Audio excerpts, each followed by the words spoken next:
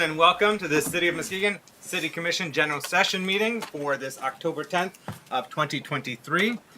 Please know that we have a couple public comment periods, one of which is towards the beginning of the meeting, and that's on any agenda item. So if you wish to speak on an agenda item, please complete a public comment form at the back of the room and submit that to our city clerk, and you'll have up to 3 minutes to provide your remarks. Please provide your name and address, home address. Know that I will not share your home address nor ask you to share your home address when you speak, but we do need that for our records. And at the end of the meeting, there's another public comment period. You can speak on an agenda item again then if you wish, or any other topics. We also have phone-in comments, so if you're not able to be here with us in person, folks watching at home on Comcast Channel 96 or Facebook Live or YouTube, they may phone in public comment as well, and we'll provide the phone number at the bottom of the screen and call in when that appears. And you will also have 3 minutes to provide your remarks then. Please refrain from any commentary from the audience and maintain decorum throughout this meeting. If there is something that you have to share, please avail yourself of the public comment periods and complete the comment forms at the back of the room. So, before we get started with our business of the meeting, we're going to be led in prayer, followed by the Pledge of Allegiance. And prayer is going to be led by Pastor Russell Dam of Oak Crest Church of God. And if you wish to join us in prayer or the Pledge of Allegiance, I ask that you stand if you're so able to do so. Pastor? Thank you very much. It's a pleasure to be here again. This is my second time, and I guess I didn't blow it the first time, so you'll welcome me back. But we're in some pretty crazy times right now, as we all know. And I think wisdom is something that we need very much. And if you will allow me to read one little quote here, which will be part of the prayer, I'd like to be able to read it. It's from a book written by John Bevere. And he says, "There's nothing in this world that equals the value of godly wisdom. It's remarkable. That's why we are told getting wisdom is the most important thing you can do." That's from Proverbs 4, verse 7. "And once found it, it will guide you down a delightful path. All her ways are satisfying."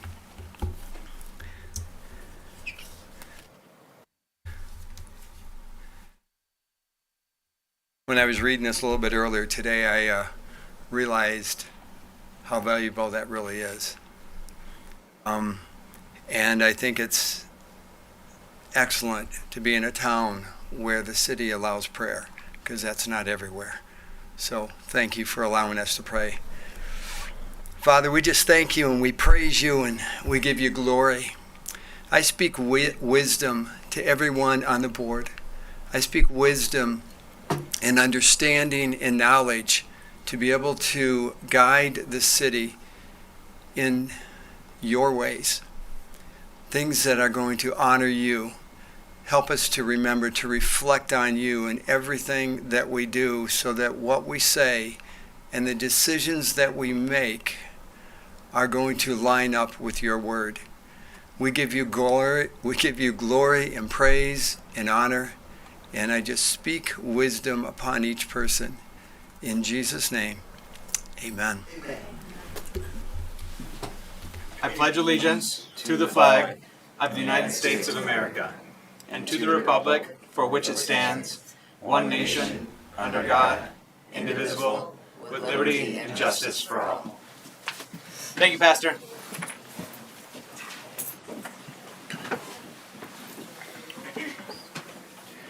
May we have roll call, please? Mayor Johnson, Here. Commissioner Hood, Here. Commissioner Ramsey, Here. Vice Mayor German, Here. Commissioner Gorman, Here. Commissioner Emery, Here. Commissioner St. Clair. Here. Thank you. First up, we have a couple honors, awards, and presentations. First of all, it's a memorial for Hope Griffith, a member of our community and family here for many, many years.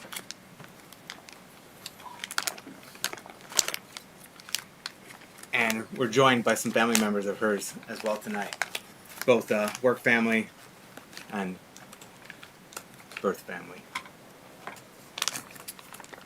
So, resolution of remembrance for Hope Griffith. Whereas Hope Griffith, our friend and colleague, was hired on March 9th, 1998, and worked as a revenue clerk, administrative assistant, planner, and code coordinator for the city of Muskegon during the last 25 plus years. She passed away unexpectedly on August 17th, 2023. And whereas Hope was very proud of her daughters, Paige and Caitlin, and we would like them to know how much she meant to us. And whereas Hope had a wealth of knowledge, and was very thorough and meticulous when doing her job, and was always willing to help someone when needed. And whereas Hope was a very generous and kind person with a unique sense of humor that we all shall miss, she was part of our work family, and we will sincerely miss her. Now therefore be it resolved that I, Kenneth D. Johnson, Mayor of the City of Muskegon, and speaking on behalf of our City Commission and Hope's City of Muskegon colleagues, present this proclamation to let it be known that we share in the deep loss and sorrow your family is experiencing, and because all of us have a common bond and will remember her fondly.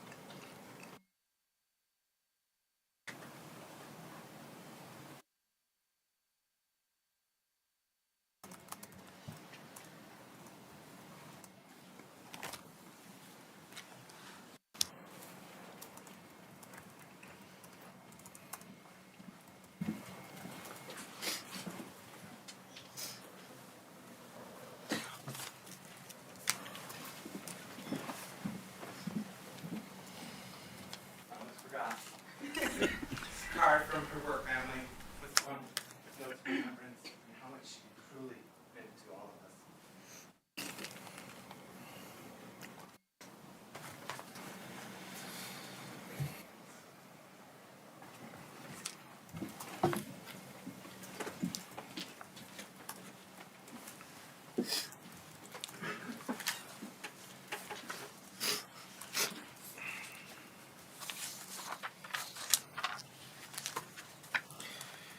Next, we have recognition and honor for our fire marshal, Steve Hammond, as Inspector of the Year, and that's going to be led out by our Public Safety Director, Tim Kozel, and our Deputy Director, Jay Paulson.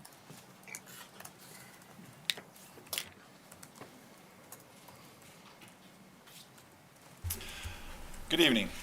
Thank you for allowing me a chance to be able to speak and honor our fire marshal. I think everybody is aware of what has occurred, but I think I wanted to take some time and do it publicly here today.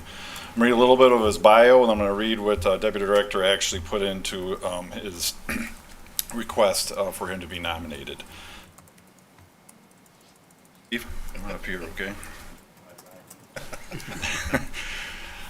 Steve has been with Muskegon as a fire marshal since April of 2022, coming here after a 15-year career at Grand Rapids Township. He is married to Kara and has 4 children, Mitchell, Mason, Addison, and Michael. Most days he is watching one of his kids playing football, basketball, baseball, or lacrosse. His favorite aspect of the job is connecting with citizens and business owners and educating them in fire safety. He attributes his success in his role to the men and women of the Muskegon Fire Department and the support he receives from his wife, Kara. I'll say that correctly.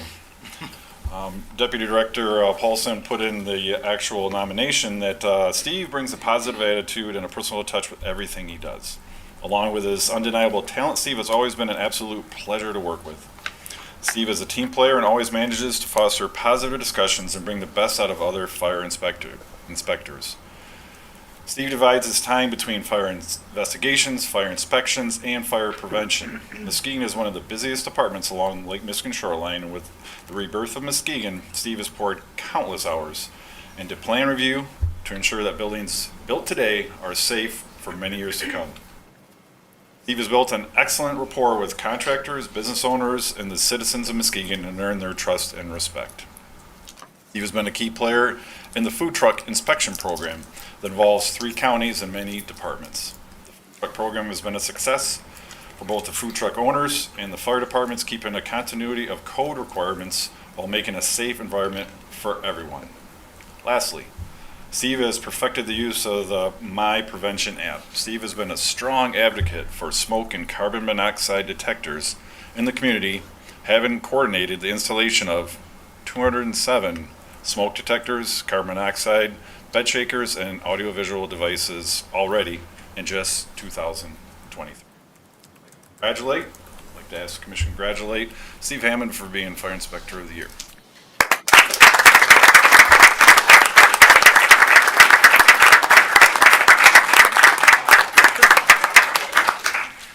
You don't want to share any words with us? I really do appreciate the support I received from the administration and you guys. I couldn't do it without the team back at the station too, and my wife at home. So Excellent. Well, great work Thank you. in your day-to-day service to our community, and well-deserved honors and recognition as Thank you. State Inspector of the Year. So congratulations again. Thank you. appreciate you guys. Thank you. Thank you.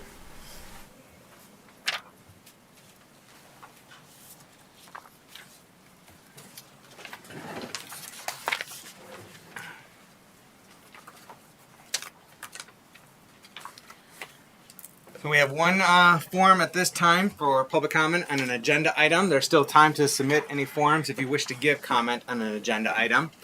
First up, we have Joe Bontice. Bontice? Excuse me.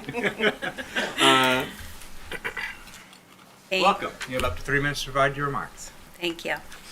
Good evening, members of the board and esteemed community residents. I am Jill Bontice, the CEO of Pioneer Resources, a long-standing nonprofit dedicated to serving our cherished Muskegon community since the 1940s. Over the decades, our organization has been steadfast in providing vital support in areas such as housing, assistive services, transportation, and comprehensive training for individuals with diverse disabilities and our valued seniors. At Pioneer Resources, our unwavering mission revolves around fostering opportunities within our community. Today, I stand before to ask the request of your support for our proposal under consideration. The creation of an accessible and illuminated walking trail within the Marquette neighborhood. This endeavor, we believe, has the potential to bestow a multitude of benefits upon our community. It's not just about establishing a path. It's about preserving a vibrant green space for the betterment of all. Drawing on data from the U.S. Census Bureau, Muskegon County is home to a significant population of individuals with disabilities, approximately 19,000, under the age of 65, falling within this category. Furthermore, if we extend that to those age 65 and above, the number swells to an additional 29,000. So the pivotal factor here is accessibility. The cornerstone of addressing the needs of those 48,000 fellow residents. As a nonprofit deeply rooted in the ethos of the community, we at Pioneer Resources firmly believe that this proposal has the potential to resonate with this critical aspect of our culture. The value of community is woven into the very fabric of our organization, and this trail project can serve as a nexus where inclusivity and nature converge. By spearheading this initiative, we intend to facilitate a safe, accessible haven that welcomes everyone: neighbors, school children, pet owners, individuals with disabilities, participants of our program, and the neighborhood, creating that accessible pathway that fortifies the bonds that make our Marquette neighborhood a special place to be. In conclusion, I implore of you to lend your support to our cause. Let us join hands and leverage this opportunity to shape our community that embodies accessibility and unity in nature's magnificence. By extending your support to our proposal for ARPA funds, you pave the way for a legacy that generations to come will cherish. Thank you for your time, consideration, and dedication to our community. Thank you. Appreciate you joining us this evening, Ms. Bontice. All right. Is there anyone else in the audience that wishes to give public comment on an agenda item at this time?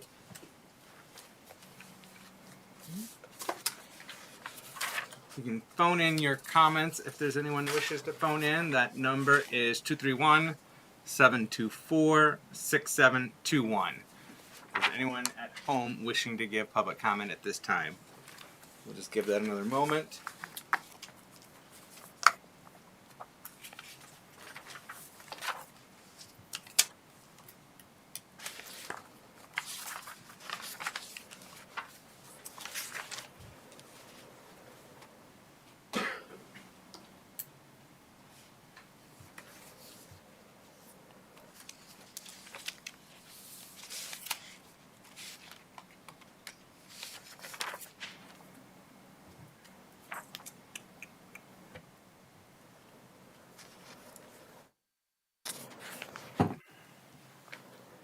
No takers.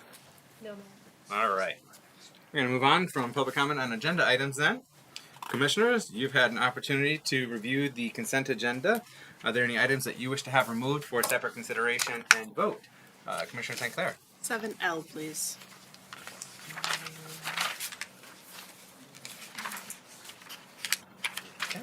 Commissioner Ramsey.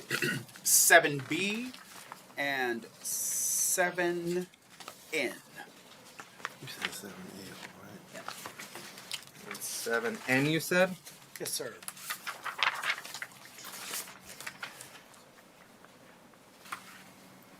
Okay. Did I see Vice Mayor German? Yes, thank you, Mayor. 7E and 7F.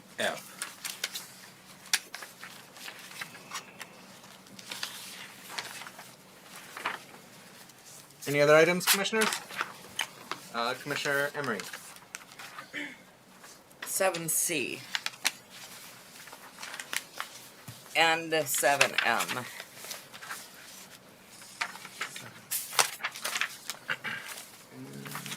7M or 7N? M as M in as in men. Mary? Okay. Mary.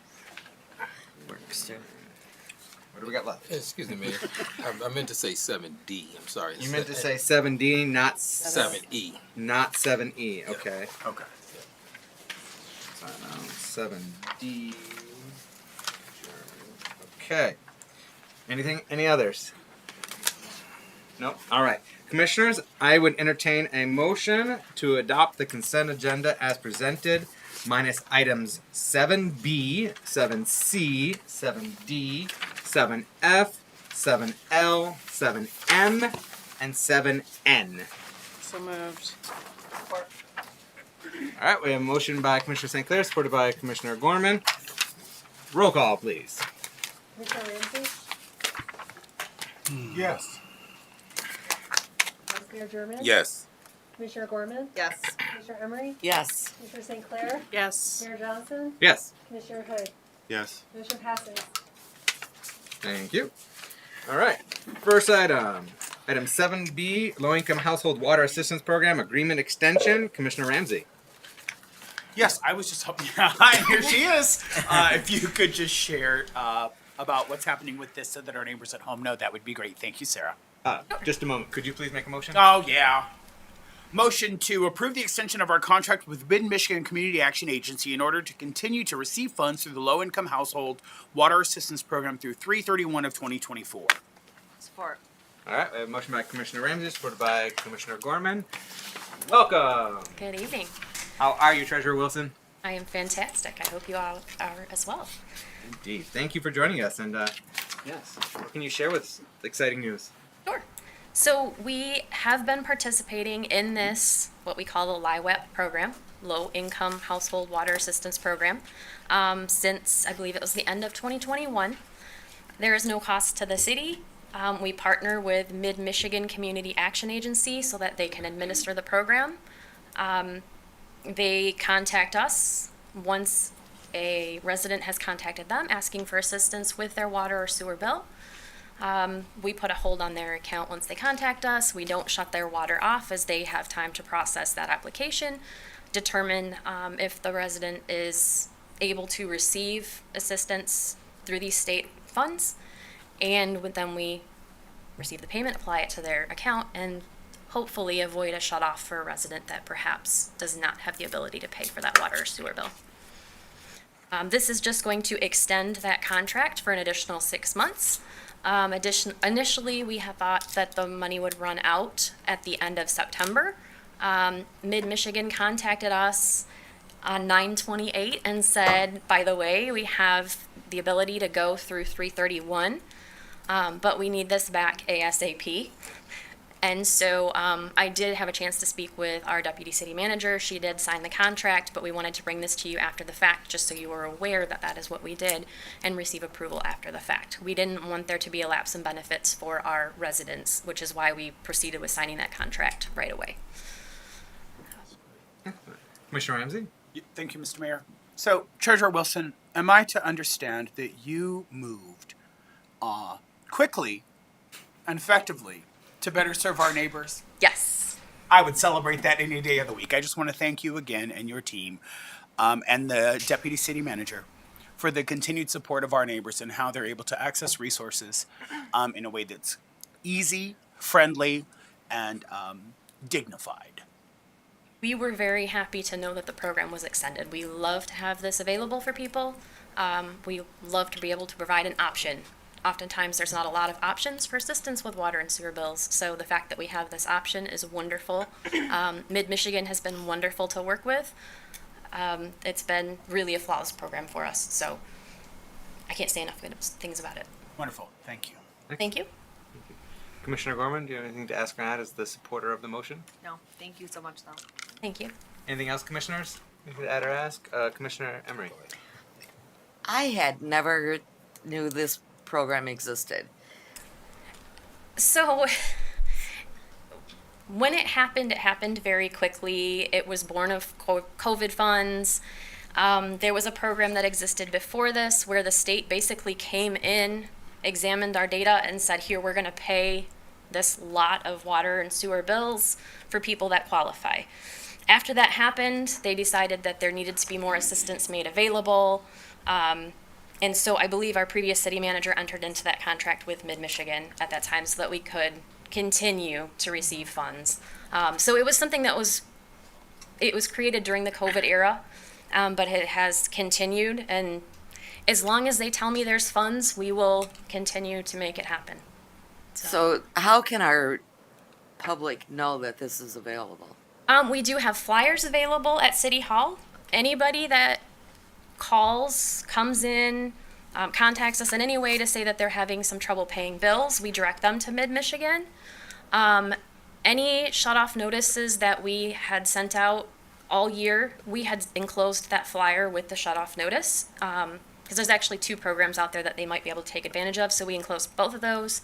So we've done, anything we could think of to try to help our residents become aware of it. And in fact, at our window, we have flyers with QR codes. All they have to do is scan it with their smartphone. It'll take them to the information. So we are doing our best. Not to say we couldn't do better, but if anybody has more ideas, we will certainly take them. But we are trying to make sure that people are aware of it. Wonderful, thank you. You're welcome. Mr. McDermott? Oh, yes, thank you. And thank you for bringing this resource to the city of Muskegon. Actually, I just had a meeting with Mid-Michigan this week, actually last week, and they have tons of services and resources that could help our residents in the community. Everything from water bills, with back taxes, home repair, and that's just a few that's to come. So just for anyone that needs those services, I suggest that they get in touch or contact you or myself and for those as that well. don't know, they're right down the street. So Yeah, exactly. right near Yep. Carmen's. For anybody Yep. that's familiar with Carmen's, they're right next Exactly. door. So Right next door. Yep. Right there on Jefferson. So I've been spreading the word and talking to citizens. So thank so you. have we, for sure. They've Yeah. been great. Excellent. Thank you, Vice Mayor Sherman. And thank you, Treasurer Wilson. Thank and you. your team. I can't take credit, but I'm happy to share the information. So Co-signed Commissioner Ramsey's sentiments on this, so thank you very much. thank you. All right. Next, roll call. Let's vote on this, make it official. Vice Mayor German, Yes. Commissioner Gorman, Yes. Commissioner Emery, Yes. Commissioner St. Clair, Yes. Mayor Johnson, Yes. Commissioner Hood, Yes. Commissioner Ramsey. Yes. Motion passes. Thank you. Item 7C, final approval of the flock LPR deployment. Commissioner Emery. Make a motion? I move to approve the purchase and deployment of the flock camera system. Support? A motion by Commissioner Emery, supported by Vice Mayor German. Welcome, Chief Kozel. Can you report out on this item? And we first start with what is LPR? We got that acronym in there. I did. License plate reader. License plate reader. There we go. Back in May, myself and Captain Bohorski presented to the commission on this at a work session. We had, I think, a pretty good conversation with the commission on it. A lot of questions about the system, what our intent is with this. I know there was some thoughts that Captain Bohorski brought up at that time that it probably could have helped us in some cases up until that point. I could tell you that there's probably a good 3-4 cases that the system could have helped us since May. This is a very robust system. I have also learned since then that we have some neighboring jurisdictions that are also going to be deploying these cameras, which will be helpful for us also. So tonight, we finally have come to a point that we'd like to get the camera system purchased. It's going to take a little bit of time to have them come in. They've already scoped out the areas that we as a team collectively have discussed as to be the best to, as we talked about in May, see vehicles coming in and out of our city to help us with these investigations. So have those areas marked. We're working with Flock to get the ball rolling on that after approval, and then we hope to get implemented in use. I know our detective bureau is really looking. Thank you, Chief Kozel. Commissioner Emery. Yes, this week on the news it was, I believe it was out of New York, where AI was used as facial recognition, and it was found that it falsely recognized faces. And so would like reassurance for our public that this is not going to be used for facial recognition. It doesn't do any recognizing. All it does is take a picture of the back of the car. We don't know anything about the person in it. We don't know anything other than a picture of the back of a car. Thank you. Take that, and then we work from that when we're looking for something specific, or we have a hit on that license plate that it's stolen or involved in a crime. Yes. So it's not a highly placed where it's going to see in your windshield, or it's going to be license plate low. It's not going to be license plate low. It'll be a little bit because it's a downward angle, Okay. but it takes a picture of the back of your car. Okay. Thank you. Thanks, Commissioner Emery. Vice Mayor German, in support of the motion, you have anything to ask or add at this time? No, I don't. All right. Commissioner Hood. Yes. I think you may have hit it, but so it doesn't have the capability of going in and looking at who's in the car. The picture might show, because it takes like 2-3 quick photos of the back of the car. You might see a head, but we aren't going to know, who's in it. There's no side shots. There's no forward shots. No forward shots, no Yep. side shots. Okay, that was it. Thanks, Commissioner Hood. Commissioner St. Clair. Thank you. Thank you. Is this a system that will be running continuously, or will you activate it as needed? Be running continuously. By Flock, installed by Flock, maintained by Flock. Thank you. And part of the as I understand it from when this came to us before, part of the benefit or utility of that is that we're tied into a larger system across the country where other municipalities utilize this technology and the system, and they could be looking for a vehicle and they can see if that vehicle happens to be in Muskegon, maybe left Grand Rapids, or vice versa. If we're looking for a vehicle and this happens to be spotted in another municipality elsewhere, we can know it. That is quickly. correct. You have to have permission, so we'd have to ask Grand Rapids if we can Okay. have permission. Gotcha. Have to vice versa with us. Okay, so it's not automatically accessible. They have to ask for permission to access that information. Oh, okay. Gotcha. Any other questions, Commissioners? Vice Mayor German. I do have a question. Thank you, Mayor Johnson. Just for the equipment and software itself, because it has to have some type of software to work with. We're looking at about 10 cameras. Is that what we're looking at? Right, 10 cameras. Okay, and the software cost. So the total cost we're looking at about $71,500. Yep, that's for a 2-year agreement. 2-year agreement. $500. There's an initial upfront cost. And then it's $2,500 per camera per year. Okay. And that's coming out of which budget? This budget, General fund, police. Okay. Public- Okay. budgeted Public safety. expense that we actually budgeted 72 grand for, so Okay. Nice. All right. All right, thank you. yeah. Thank you, Vice Mayor German. Thank you, Chief Kozel. This, talked about different circumstances this could have come in handy, in recent months. There was one incident just this month that could have helped us in apprehending a suspect in a shooting incident. Even without this technology, though, I just want to say great work to you and your team on apprehending that suspect very quickly, within hours of the incident happening. So thank you to you and your team. for Team that did great a work. wonderful job. I appreciate it. All right, roll call, please. Commissioner Gorman, Yes. Commissioner Emery, Yes. Commissioner St. Clair, Yes. Mayor Johnson, Yes.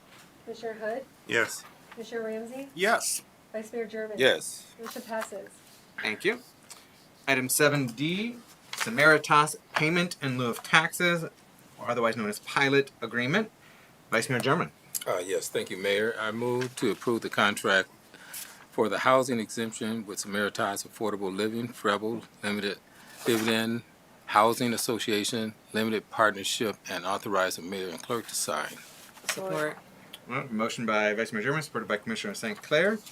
And our Development Services Jake Eckholm is going to be joining us to report out on this item. Welcome. Thank you. Good evening, Mayor and Commission. So we did discuss it in the work session, but just for the public watching at home's edification. So this is a proposed affordable housing redevelopment at the Frebel School site, 417 East Jackson in Jackson Hill. It would be 46 affordable apartment units, an adaptive reuse for that historical school building. This payment in lieu of taxes agreement would require the nonprofit housing developer to pay us 2% of their gross rents annually in lieu of traditional ad valorem property taxes. That is in conjunction with the municipal services agreement, which you passed on consent, which we're grateful for, which would be another 3% of their gross rents for a grand total payment of 5% of gross rent, shelter rents annually. And I'm happy to answer any questions. And this was on our work session last night, so folks wanted to hear more about it. We discussed it last night, but it is also in our packet. But Vice Mayor German, do you have some follow-up I do. questions or thoughts to share? Yes, thank you, Mayor. Director Eckholm and the representative from Samaritas not here tonight. So, but I just wanted the public to know what's happening with that property. This is something that definitely has been on my radar since I've served by being in Ward 2. But we talked about 46 units. And could you just talk about the AMI at what was suggested and how you talked about the somewhat control of rent not being inflated? Sure, yeah. So the state of Michigan's Housing Development Authority, or MISHDA, administers federal LIHWAP low-income housing tax credits. And so every state receives these federal tax credits, and they have the ability to put together competitive programming where housing development firms bid for projects and to be awarded these lucrative tax credits. And so the way that works is, in exchange for those tax credits and in exchange for the municipality issuing what we're proposing here, a payment in lieu of taxes agreement, those developers are obliged to keep the rents at that housing development authority's controlled maximums based on AMI, bedroom count, and household size. And so, as an example, a 30% AMI one bedroom could be as low as around $245 a month in rent, but going up to like an 80% AMI would be just a couple $100 under market rate, so maybe $800 and some change per month. So, and each of these developments shoots for roughly a 55 to 60% AMI average throughout all their units. So if they have 46 units, as this project would, they would have, a cohort of 30% AMI held over units, 40, 50, 60, 70, up to 80, to try to hit that average of between 50 and 60% area median income for their residents. Okay, thank you. I do have a question for the representative. Other commissioners may have questions, so I could wait a second also. Any other questions for staff before we call up the developer with Samaritas? All right. Thank you. Care to join us and announce your name and the organization you're with? Good evening, Mayor and Commission. Joel Lautenbach with Samaritas. What can I answer for you? Thank you. I didn't see you over there at first. I appreciate you being here tonight. This is something that, like I said, that's dear to my heart as a representative in that area. Citizens for years had always wondered what the city or what we're going to do with that landmark there. So could you just enlighten the public on what it is that your organization does, how long you've been in the business, your credibility, and what is some of the plans? And you also talked about no age limits, like 18 on up will be able to be available for housing there. So just kind of touch on that if you could. Yes, it's my pleasure. So Samaritas is a nonprofit health and human services organization based here in Michigan. We're 89 years old, so we've been part of the state and serving people for a very long time. We've been a part of the Muskegon community for about 40 years. We serve a variety of people in different ways, regardless of their background. We're the state's largest private provider of foster care and adoption from foster care, and one of the largest refugee resettlement organizations in the state of Michigan. In addition to that, we do have 16 affordable housing communities across lower Michigan, and they're all 100% affordable. And so we have on-site management, maintenance staff that are part of Samaritas' workforce that serve all our communities home. Rebel School redevelopment would, as Jake mentioned and as we've talked about, bring 46 affordable units into that neighborhood, restore the original character of the building using historical tax credits in addition to the low-income housing tax credit, and also restore the 400-seat auditorium part of the building that stands today. It's been vacant for 20 years, and we're really excited about being able to redevelop it rather than an alternative, maybe right and knock it down. So, Samaritas has already developed affordable housing in Muskegon. We have 2 communities within Muskegon County. And our newest project has just leased up downtown at 785 Spring Street. Has welcomed, well, it's a 55 and up project. It's welcomed over 30% of its residents are veterans.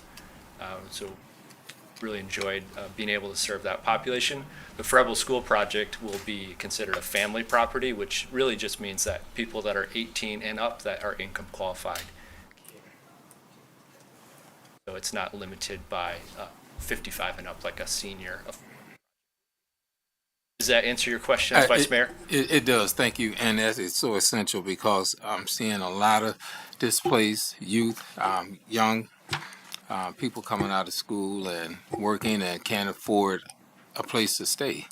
And this will be an opportunity if, they're accepted for living there, to give them that opportunity. So it's a start in the right direction. Thank you. Welcome. Any other questions from you, Mayor, or the Commission? Commissioners? Anything else to ask or add since last night's conversation? No? All right. Well, thank you again for joining us this evening, and more importantly, thank you for you and your organization's continued interest in growing with Muskegon and really helping us make progress towards our housing needs and bringing more housing online that's affordable and attainable. And it's really exciting to see the prospect of Frebel, that building that is so special to our community, being redeveloped, repurposed, and remaining a central hub for the Jackson Hill neighborhood. And so I'm excited to see that come to fruition, and I'm going to be rooting for you with those tax credits through MISHDA. Thank you, Mayor. We're thrilled about the project, and we really appreciate your support. Thank you.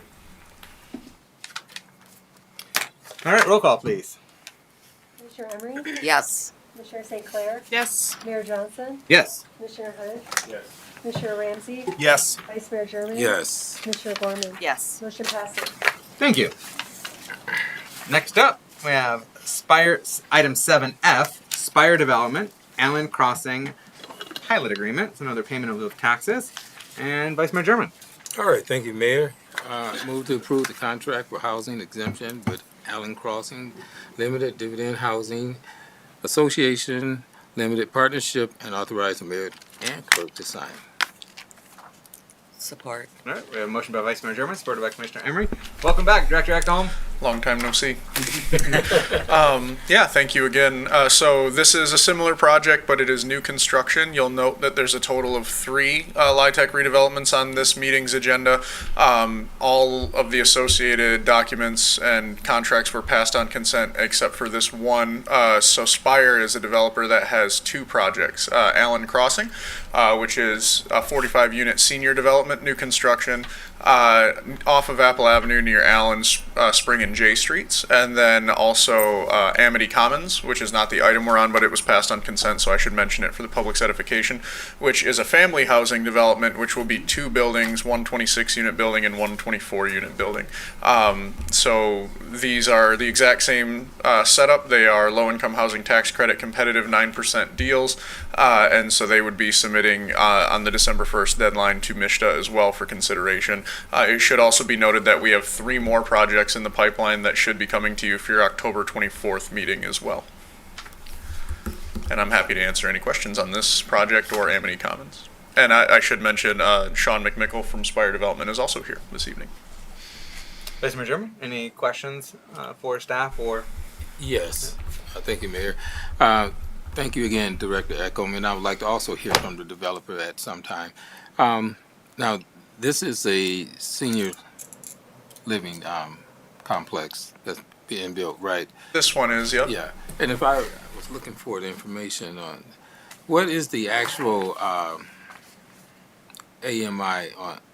So it's going to be similar. So every LIHTC developer and development that we're going to bring before you is going to be shooting for that similar average. So they're all going to be blending their units mostly between 30% and below AMI up to 80% AMI. And then the senior definition for the LIHTCs is typically 55 and up. Okay. And age is 55 and up for this unit also. Okay. And on the Apple Avenue and J Street, that's the right across the street from the county building. Yep. The South exactly Campus. Yeah, which is in transition as well. Yep. I had to picture that in my head. Okay. Yeah. I'd also like to hear from the developer if no one else has any questions. Also. Commissioners, do you have any questions for Director Ekholm on this item before we ask the developer to? Before I do depart the podium, I did want to mention that between those 6 developments we have in this that we're shooting for this December 1st deadline, they encompass just over 300 affordable housing units. And you'll recall that our housing needs assessment calls for roughly 1,000 rental units at or below $1,400 a month. All of these units would fall within that. So it's probably unrealistic to expect we'd get all 6 of those awarded through MISHDA because it is a statewide competitive process. Our goal is to get at least half of them done, so we are trying to use whatever political capital we can in Lansing to push these forward. Our hope is to get at least 150 units of housing through LIHTC brought on through this funding round. So that's kind of our internal staff goal I thought I'd share with you. Fantastic. So over 300, we realize we're not going to get all of them this cycle, but hopefully some of these developers will be interested in trying again next year. Absolutely. And that's fantastic work by you and your team, juggling all these different LIHTC developments and moving them forward, shepherding through the process and bringing them to us for our approval. So that's great work. Is there anything that we can do to help advocate and help raise the odds that all 6 LIHTC developers will be able to secure those credits and develop sooner than later? Sure. So I think most of you have some working relationships with our state elected officials, both our representative and our senator, and even our representative in the neighboring district, Representative Van Workum. I think calling and communicating with them and emailing them in their offices and saying, hey, we're a community that supports affordable housing. We know that it's a need, and that not every community is politically open to it, quite frankly. I think that's important for them to hear and to ask them to endorse these projects with MISHDA, and I'm sure all of these projects will request support letters from those folks, but we really do need to take it a step further. To put it in perspective, There's typically 2 award rounds, April and October, but because of some new programming at MISTA kind of overwhelming their staff, they're doing 1 round for the whole year in December 1st, and then they're going to do 1 round for the whole year next year, October 1st, as of now. And so they're giving away, or not giving away, they're awarding a whole year's worth of tax credits both in 2023 and in 2024. And so usually you'll see in a typical round, like the Metro Detroit area will get, a third or more of the total, and then they're kind of spread throughout the state. So our goal is to kind of replicate some of their success. Obviously, they're a much larger community, and so they tend to get a bigger portion. Our goal is to try to do our best to show the need through data-driven approaches and really well-scoring sites and good partners in development, and try to get a significant portion of the total.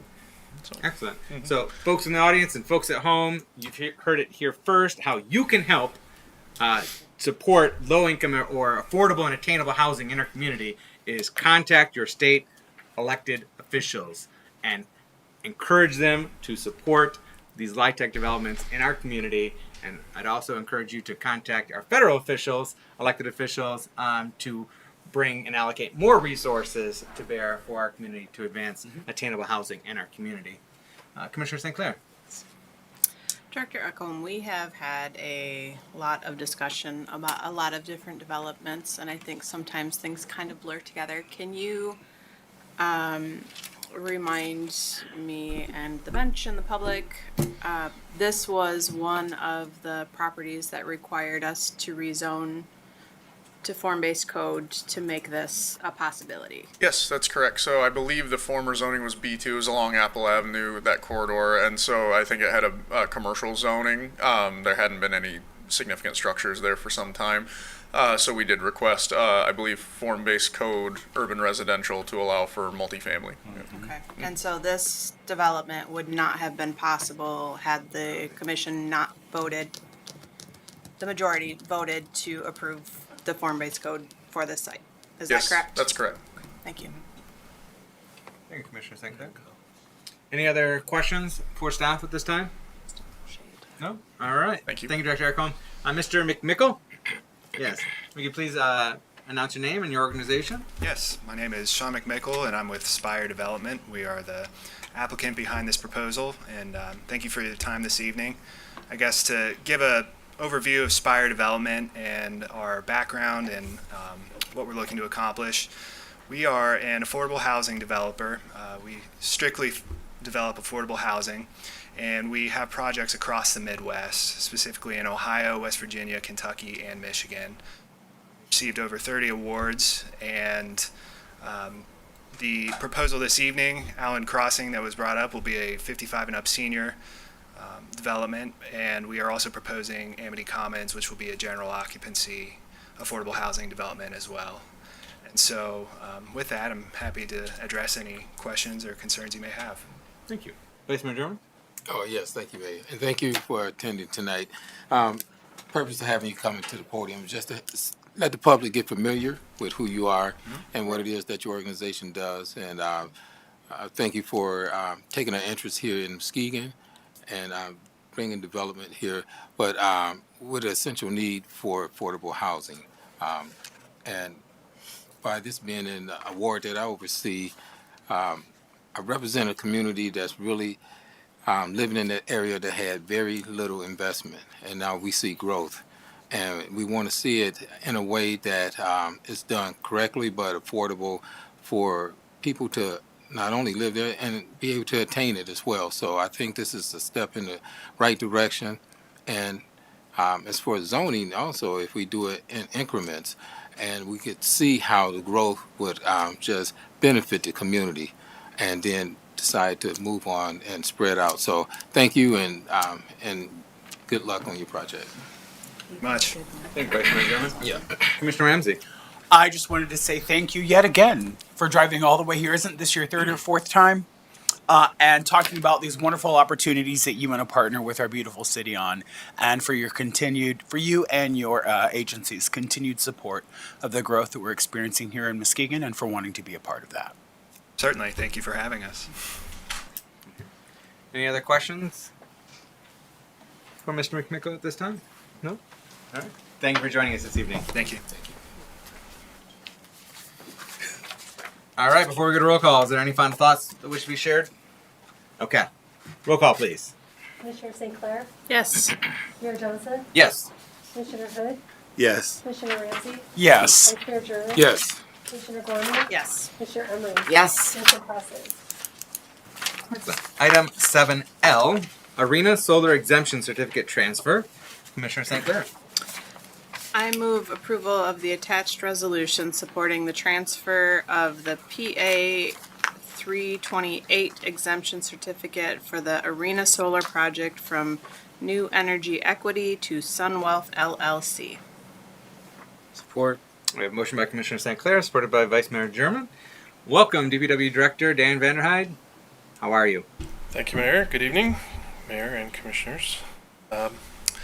This is an item that is intended to transfer from our previous developer of the solar on the arena to the new and current developer of that solar project. Some of the tax benefits that they anticipated when they offered the reduced electric rate that we will pay when this project is complete.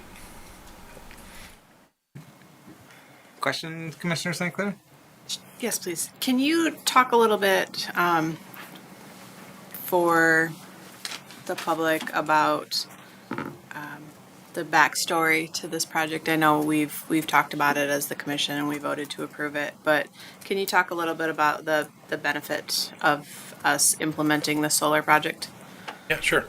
So what we've done is we've partnered with what's called a solar developer. The company that's installing the project is a local company here in Muskegon. The financial backer or the developer of the project is a larger organization, and honestly where they're based escapes me at the moment. But essentially we are offering to let them use the roof of the arena to install solar panels. In return, they sell the energy that the solar panels develop to us at a rate that is cheaper than what we pay consumers energy. It's kind of a win-win-win situation, right? The solar power is generated and replaces other grid energy. We, as the city, pay a reduced electric cost, and the developer benefits from various tax credits and other things that are available that the city cannot benefit from as a government agency. And so they make money as well, frankly. So we came to you a long time ago, frankly, to get this project in motion. COVID stood in the way of that at that time. And after we came out of COVID, a different project developer came on board. The original developer was not interested anymore. Frankly, that was great because we got a better rate with the second developer than we did even with the first one. So they're out there working on the project right now, and this is again just an effort to change the name from the previous developer to the new one so that they can take advantage of those tax credits. Thank you. Excellent. Thank you, Director Vanderhyde. Any follow-up? Any other questions? No? All right. Well, thanks so much for your work on continuing this project and bringing it to fruition. As you said, this has been ongoing for a number of years and had various hurdles and hiccups to overcome. And but it's a project that has been unanimously supported by this commission and the prior commission. And so I'm so happy to see it become a reality and support not only our long-term goals, but help improve our city's sustainability from an environmental and fiscal perspective. So thank you to you and your team. And thank you to Charthouse Energy, which is a local Muskegon-based company moving this project forward. So I'm hopeful we have additional opportunities to advance solar energy generation in our city. So, roll call, please. Mayor Johnson, Yes. Commissioner Hood, Yes. Commissioner Ramsey, absent. Vice Mayor German. Yes. Commissioner Gorman, Yes. Commissioner Emery, Yes. Commissioner St. Clair. Yes. Motion passes. Thank you. I see you're not going anywhere. You're here on the next item as well, Director Vanderhyde. So we have City Hall Seagull Control System. Commissioner Emery. I move to authorize staff to enter into a contract with Seagull Control Systems of City Island, New York for a post and wire seagull control system in the amount of $27,880. Support. All right. We have a motion by Commissioner Emery, supported by Commissioner St. Clair. Director Vanderhyde. Thank you, Mayor. So this is a project to place a seagull control system on the roof here at City Hall. As I'm sure you, Commission, are aware, and the public maybe as well, we have an issue with birds that like to nest up there. There is not necessarily anything wrong with that, except that they become very protective of their young when they become born, and they tend to hang around at that point, and they make a mess, frankly, of the roof and even sometimes the face of City Hall. And they can also dive bomb, as I'm sure many of us have experienced, people entering and exiting the building. Police department also spends quite a bit of money washing police cars because of this problem. So, although the roof at City Hall is planned for a future replacement, not too far off, we did investigate these systems because we know it to be a problem, and found that actually the system that we believe will be most effective, which is what's called a post and wire system, most of which will be able to be transferred to the new roof. And so very little of this cost will be wasted, so to speak, when the new roof is placed on. And given the nature of the problem, we feel it is money well spent. We did reach out to a local provider. However, they did not respond in a timely fashion. And frankly, the type of system that they offer, which is a netting type system, really has not been as effective in our research as the post and wire system. So we're recommending the seagull control systems proposal. Thank you. Any questions, Commissioner? Yes. Seagulls are probably the biggest problem up there, right? And they are a protected species. So no seagulls will be harmed in this Correct. endeavor. Correct. It's essentially what it is it creates invisible to the seagulls a system of wires over the roof. And as the seagulls either land or take off from the roof, they run into these invisible wires. It doesn't hurt them, but it confuses them and causes them to eventually realize this is probably not a convenient place for me to live. So more of a discouragement than Correct. okay, than punishment. Yes. Okay. And I will say that you're correct. Once their young are born, they are a protected, federally Yes. protected animal, and so that's the challenge we've had is once they're nested, we're unable to. Thank you. Thank you, Commissioner Emery. Commissioner St. Clair, anything as a supporter? Commissioner Ramsey. I have a random question. Did I just learn that seagulls are a federally protected animal? The young seagull is a protected animal, yes. When are they no longer considered young? I am not certain. I know it's the juvenile bird that is protected. The adult is not necessarily protected. Wow. Thank you. Today I learned. Yeah. I did not know that. Commissioner Emery. I may be able to answer that better. Thank you. There are actually not all seagulls are federally protected. There are certain breeds of seagull that are protected, but because the naked eye can't determine which ones are which, they're all protected. Oh, okay, yeah, sure. Okay. Any other questions or comments, commissioners, on seagull deterrence? We do a video of staff being chased by seagulls. Yeah. By the way. Myself included. They can swoop down and get you. Yeah. If I had them living on my roof, I'd want it up there too. So this is a good thing. All right.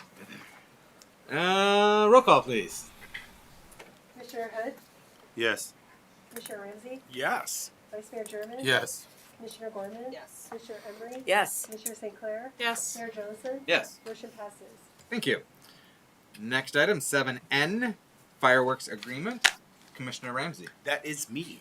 I motion to authorize staff to enter into an agreement with Pyrotechnico Had to sound through that one. Fireworks for $40,000 for the annual fireworks show in downtown Muskegon. An approval of the fireworks display permit for Pyrotechnico contingent upon inspection of the fireworks and approval of the insurance. Support. All right, we have a motion by Commissioner Ramsey, supported by Commissioner St. Clair. Thank you, Commissioner. Thank you, Mr. Mayor. Thank you all. This is our annual contract with Pyrotechnico. They've been our provider for a few years at least now. And they book up early. And so typically about this time of year, we come to you and ask for approval to enter into an agreement with them so that we can secure our spot next year. This year, or this coming year, July 4th is on a Thursday. And the proposal is to host our fireworks on that Thursday, the day of July 4th. Thank you, Director Vanderhyde. Commissioner Ramsey? Wonderful. Thank you, Mr. Mayor. That's all that I wanted to hear. Director, I just wanted to hear the details of the date and what we were looking at, and that nothing had changed from previous years, and that we were excited to work with this team again, and that you and yours support it. Absolutely. Thank you. And thank you. Thank you, Commissioner Ramsey. Commissioner St. Clair? No? I will say this entity, this company did a phenomenal job with the fireworks show this year. Like, I was blown away. They did just an incredibly good job. And I like that this coming back now is actually cheaper. So are we going to see a degradation, or is it going to be a comparable show?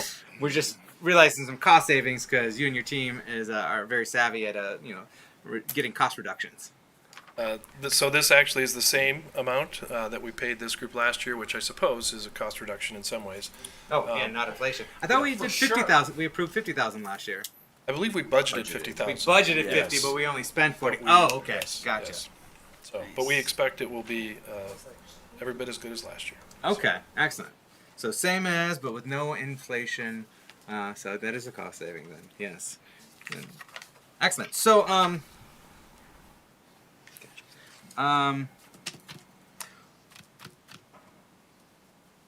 what consideration, because we have not historically done this, and the fireworks, this is more of a recent phenomenon that, or recent circumstances, recent years, that the city has outlaid, tens of thousands of dollars to do fireworks. Previously, there were special events happening, and I encountered one of the people involved with the events at an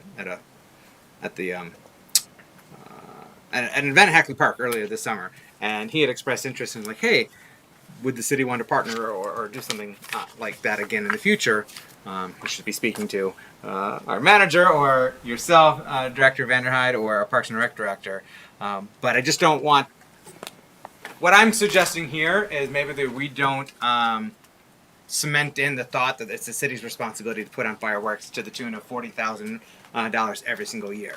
That's money that could be used for other programming or personnel or play equipment in our city. So if there are opportunities that present themselves that we can partner with others to defray that cost or shift that cost entirely to them, then I would welcome pursuit of that. So I guess that's the sentiment I'm just trying to share here.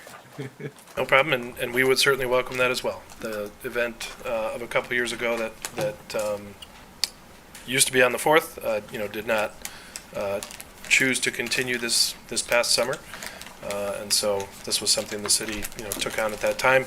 It's also a little bit more difficult in these years when the 4th is during the week, but we certainly welcome an event provider to reach out and talk through what that looks like to collaborate and host a broader firework event once again.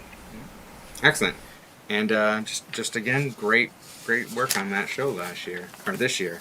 It was very nice. It was really good. I'll throw some props to Madam Clerk for that, as she has been in charge of this event for many years and has set us up well for success. So, excellent. Nice work, Madam Clerk. Any other questions or comments on this item before we go to roll call? No? All right. Roll call, please. Commissioner St. Clair? Yes. Mayor Johnson? Yes. Commissioner Hood? Yes. Commissioner Ramsey? Yes. Vice Mayor German? Yes. Commissioner Gorman? Yes. Commissioner Emery? Yes. Motion passes. Thank you. Oh, that completes the items pulled from our consent agenda. Okay, that's done. Now we're moving on to public hearings. First up, we have the establishment of an industrial development district for Beacon Recycling at 1241 East Keating. And that's going to be reported out by our development analyst, Alexander. Welcome. Thank you. Good evening, City Mayor, City Commissioners. Beacon Recycling at 1241 East Keating has requested the establishment of an industrial development district. The request for this industrial development district will allow for Beacon Recycling to apply for a PA 198 tax exemption certificate. So they are looking to pursue an expansion project that will create 36 new jobs, a capital investment of $17.5 million. And this will be able to support their new shredder machine and support an existing, a new material services division. So today we have Grant Bullheis, who's present to provide any other information and answer any questions you may have. Thank you. Before we get into questions on this item, it is a public hearing, so I'm going to open up to the audience and then the phone, and then we can close the public hearing and address questions and the underlying resolution. But first we're going to do the public hearing. So is there anyone in the audience that wishes to give comment on the establishment of the Industrial Development District for 1241 East Keating? And folks at home can call in as well. That's 231-724-6721. 21. Almost have it memorized. All right, we'll give that just a moment for public comment opportunity.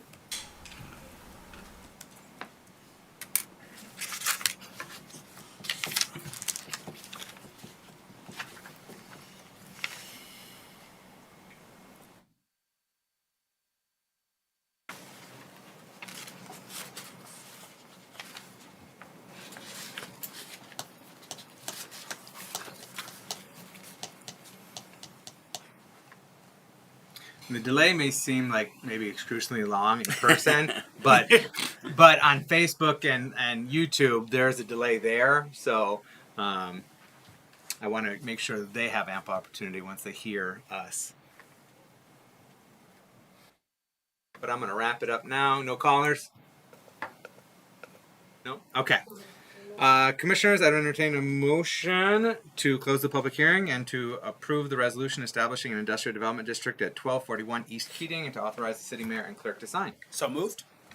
Support. All right, we have a motion by Commissioner Ramsey, supported by Commissioner St. Clair. Now, commissioners, what questions do you have? Thank you, Mr. Mayor. Contested, did you say that someone from Beacon Recycling was here tonight? Yeah. I would love for them to come up. Welcome, I want sir. the good old dog and pony show. I want you to talk about the $17 million investment. I want you to talk about 36 new jobs. I want you to talk about how this wonderful business in my ward is going to continue to be an asset to our community.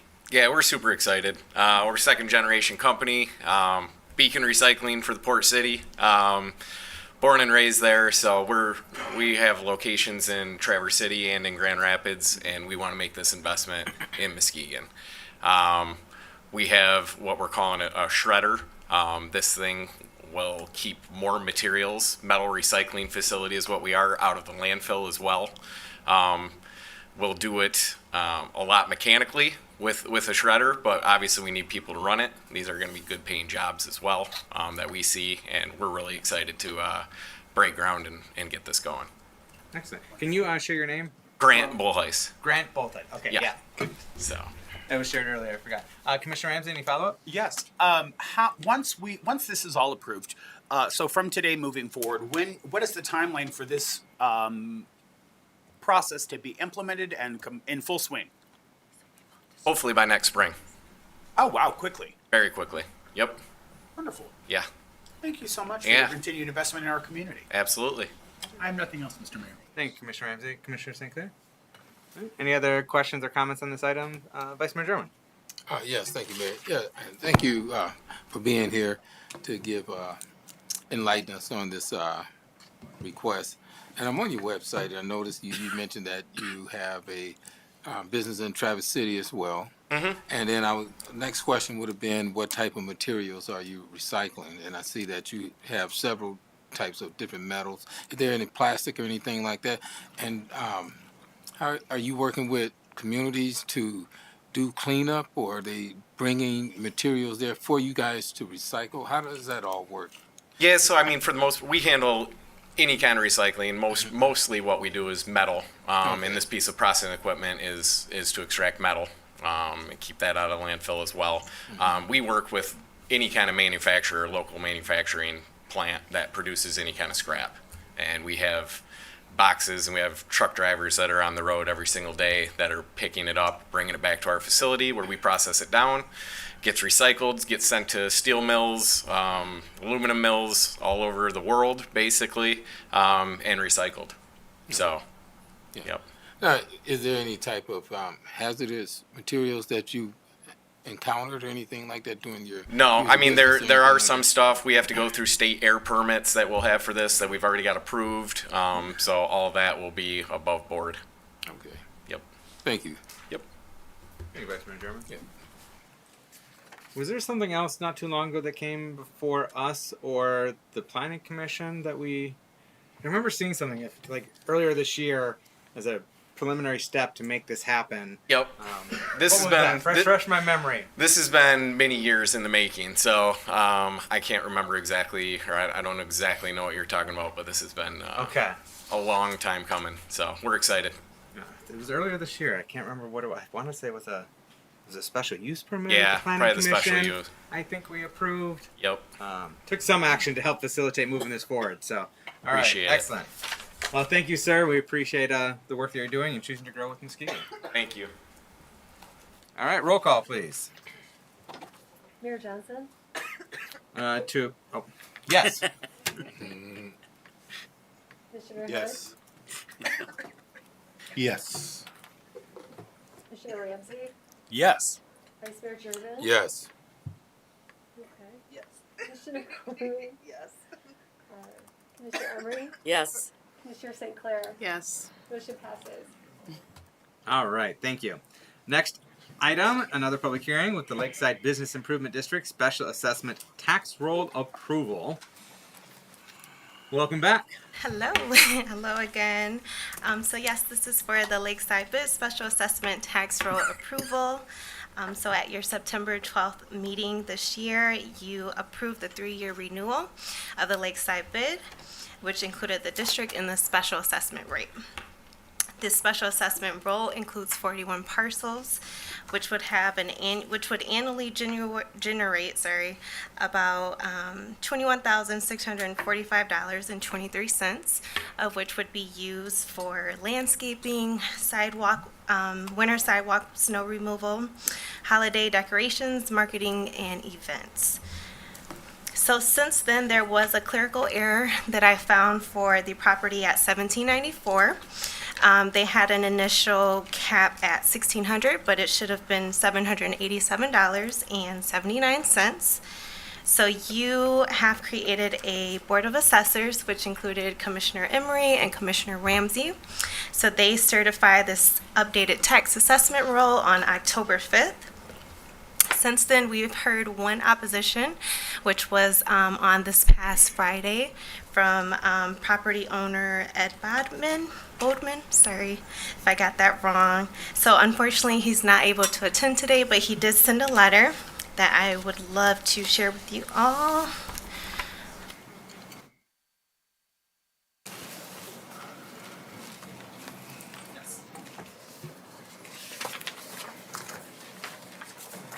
So the property owner owns one of the short-term rentals, and he is not necessarily opposed to the special assessment bid, but he's opposed to short-term rentals being included. So,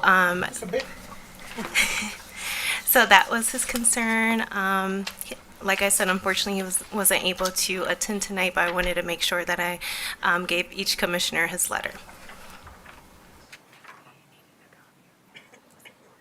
And we also have the chair, Mark, from the Lakeside bid, and CIA, who's also present to provide any other information or answer any questions you might have about the special tax roll.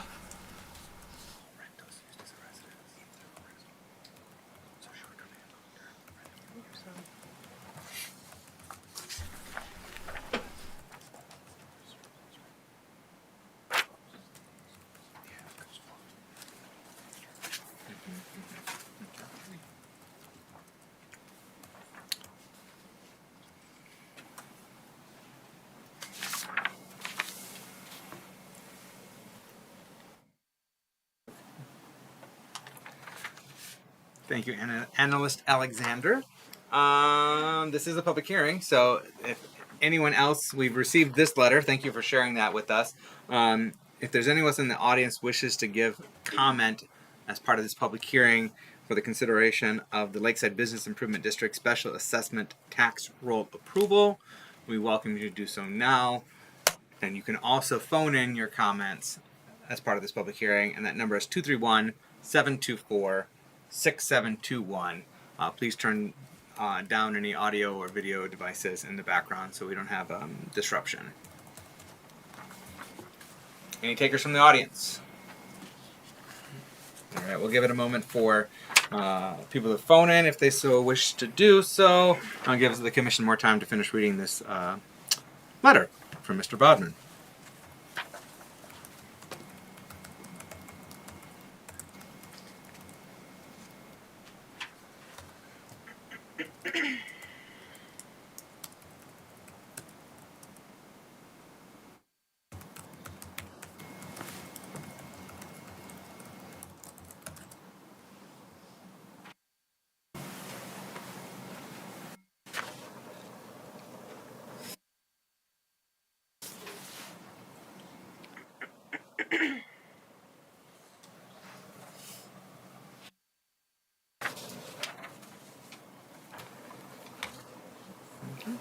Any callers?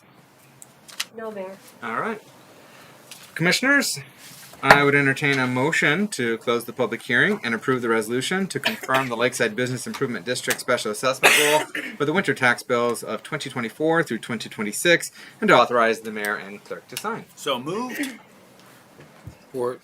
We have a motion by Commissioner Ramsey, supported by Commissioner St. Clair. Commissioners, do you have any questions for staff? Or we also have the Lakeside Business Improvement District chairman in the audience if you have any questions specific to the bid. Commissioner Ramsey. Thank you, Mr. Mayor. I just want to recognize Analyst Alexander that I have read Mr. Bodman's email, and while I think that there's some opportunity for us to take further look into what he's speaking to, I think that as we are also continuing to look at STRs, short-term rentals, and the effects that they have on our city from end to end, that we can still move forward with approving this tax business improvement district for the next 2 years with very little effect on anyone. I think there's some great opportunities that he brings up, and I would invite you and your team to reach out and discuss them. I would also invite our bid to reach out and discuss with the rest of the STRs that might be affected by this to get some feedback. But I don't think that it's a reason for us to stop this process now. We know that bids are very effective in these neighborhoods. And you were wonderful with explaining all of the ins and outs of this with both the commissioner and myself last week. So thank you for that. And if there is anything that the bid president would like to share, I would be open to hearing it. But otherwise, I just want to say thank you for this process and to follow up with Mr. Bodman so that he is not only feels heard, but is engaged and gets to be a part of the process. Absolutely. Thank you. Thank you. Welcome, Mr. Flamon. Hello. Mr. Chair. And I'm chairman, not president. Oh, apologies. Apologies That for the Shirley promotion. Green is the president, not me. Gotcha. I did have a conversation with Ed Bodman today. I understand his frustrations, but I also pointed out to him that for what he's paying for that unit, he gets snow removal, so it's probably a wash that he don't have to go down and do it. He's got some valid points and things I got to talk to contest about. Absolutely. But they do benefit from everything that's going on down there. And he even had a guest this weekend at that unit that had a heck of a good time, he said. And because of the Lakeside bid, that festival would not have happened. So thank you for considering this, and if you got any questions I can answer, I will. Excellent.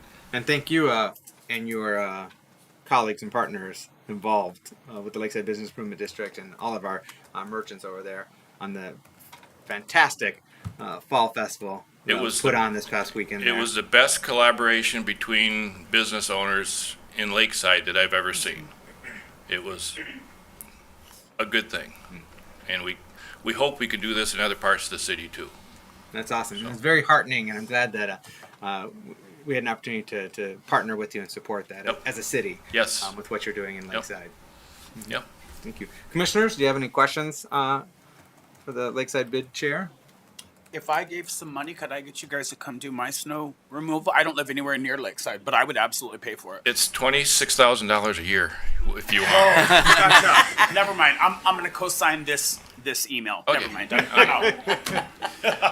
you guys so much. Commissioners, any questions for Analyst Alexander before we go to a vote? No? All right. Roll call, please. Commissioner Hood? Yes. Commissioner Ramsey? Yes. Vice Mayor German? Yes. Commissioner Gorman? Yes. Commissioner Emery? Yes. Commissioner St. Clair? Yes. Mayor Johnson? Yes. Motion passes. Thank you. We have no unfinished business to tend to right now, so moving on to new business. And first item is the city ARPA community grant with an allocation to Pioneer Resources. It's coming from our manager's office, and we've got our director, Peter Wills, joining us to report out on this. But before we hear that report, commissioners, may I have a motion? I would like to motion to approve the city ARPA community grant proposal received from Pioneer Resources Incorporated, subject to receiving acknowledgement from the U.S. Department of Treasury that they concur with the city's decision and waive any conflict. Support. All right, we have a motion by Commissioner Ramsey, supported by Commissioner St. Clair. Before you report out, do you need to do any additional? I can. Okay. Commissioners, as you recall, Commissioner Gorman was formerly employed with Pioneer Resources at the same time she sat on this body. At the point in time that the ARPA community grants were being discussed, the organization established the system of funding and selection, etc. As such, we opine that it is a conflict. It is waivable under the charter, under state law, and we need a waiver from Department of Treasury. That's why it is in front of you. It came separate from all of the other ARPA community grants. Please keep in mind that this must be adopted unanimously, excluding Commissioner Gorman, for it to be approved. I have a question, John. Mr. Mayor, can I ask a question? Yes, Commissioner Ramsey. Thank you. So this has been a process now for nearly 3 months, and Commissioner Gorman has not been employed by Pioneer Resources for quite some time. About 4 months, and and so of course she was employed there when we decided what this process would be as a body. Correct. And she got to be a part of those decisions and discussions. Thank you, Commissioner Gorman, for all those great engagements. But is this actually a conflict, John, or is it just a perceived conflict? Because I no longer understand if we're 3 months out of the actual initial date, and there was a month on to that she was not employed by the agency. Is there still a conflict? Yes, and we recognize that she did not participate on behalf of Pioneer at Right. all. But yes, because of when she was there and when you did the work, notwithstanding you haven't taken action to grant it, it's that same process. Okay. Frankly, it's taken this long because of that conflict and because of pulling it from this agenda several times when there were not 6 members that were going to be present. Mm-hmm. So if there were not going to be the 6, excluding Commissioner Gorman, it would have failed had it been brought. That seemed to be a huge disservice to Pioneer. Absolutely. And to our neighbors. Absolutely. Yeah. So that's why we were intentional in making sure that all of us are here to consider and vote on this because absent even one of us, Right. it would have And- automatically. I just want to make sure that prevented our this grant from neighbors being distributed. understand, John, why this has been such a rigmarole and why we do these things and why we always try to involve them in the process of who and how. That it's not just something that happens behind a curtain, but this is why. And I guess the footnote, please keep in mind, this is not the first time we have done this conflict. We have run these conflict waivers a number of times on a variety of different issues. Yes.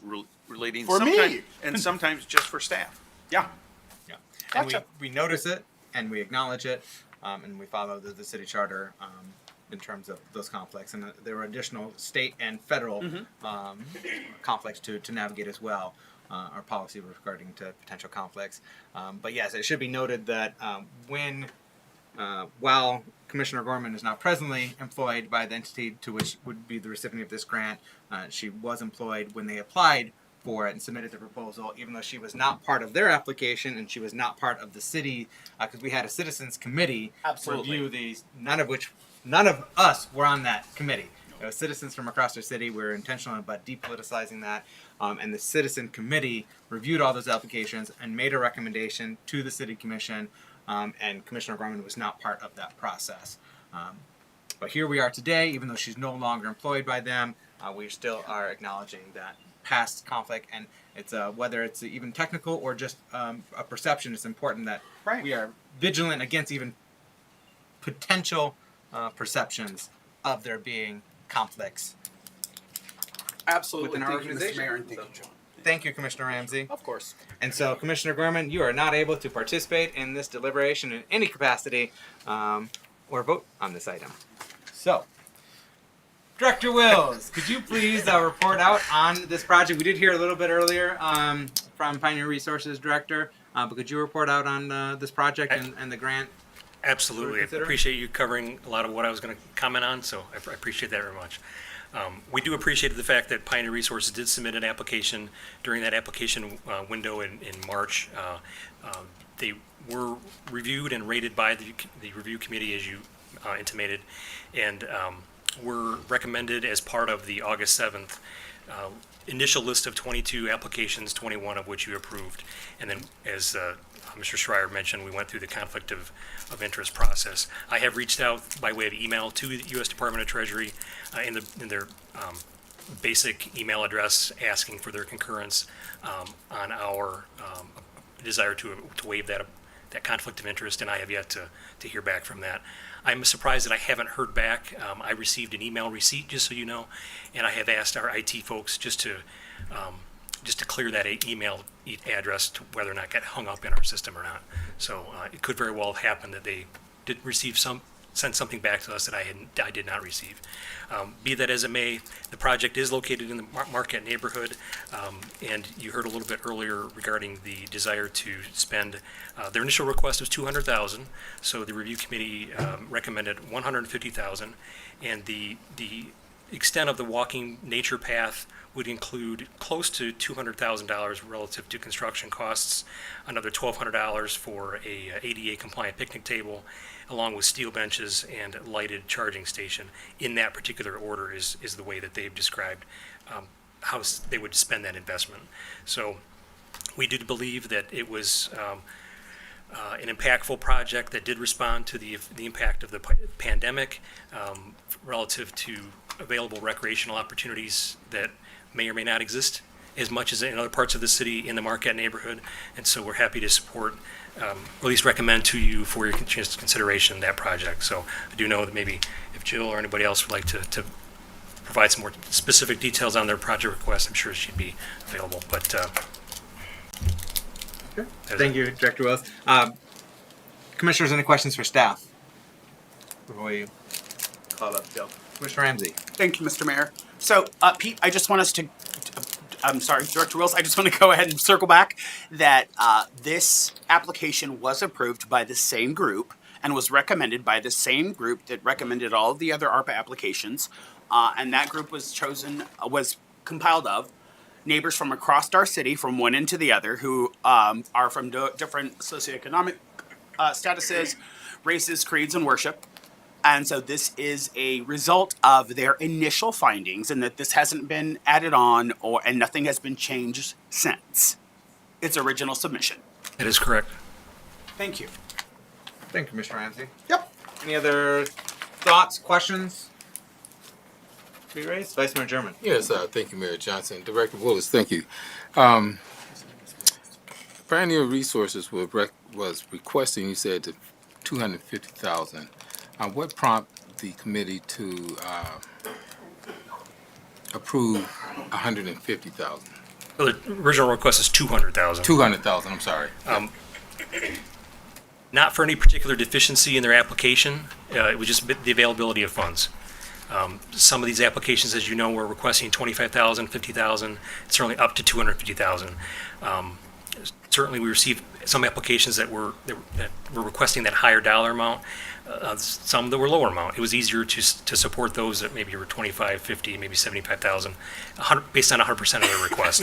So it was just basically the availability of funds, not anything particular as relates to their application, or did the review committee think anything less of the impact of the project?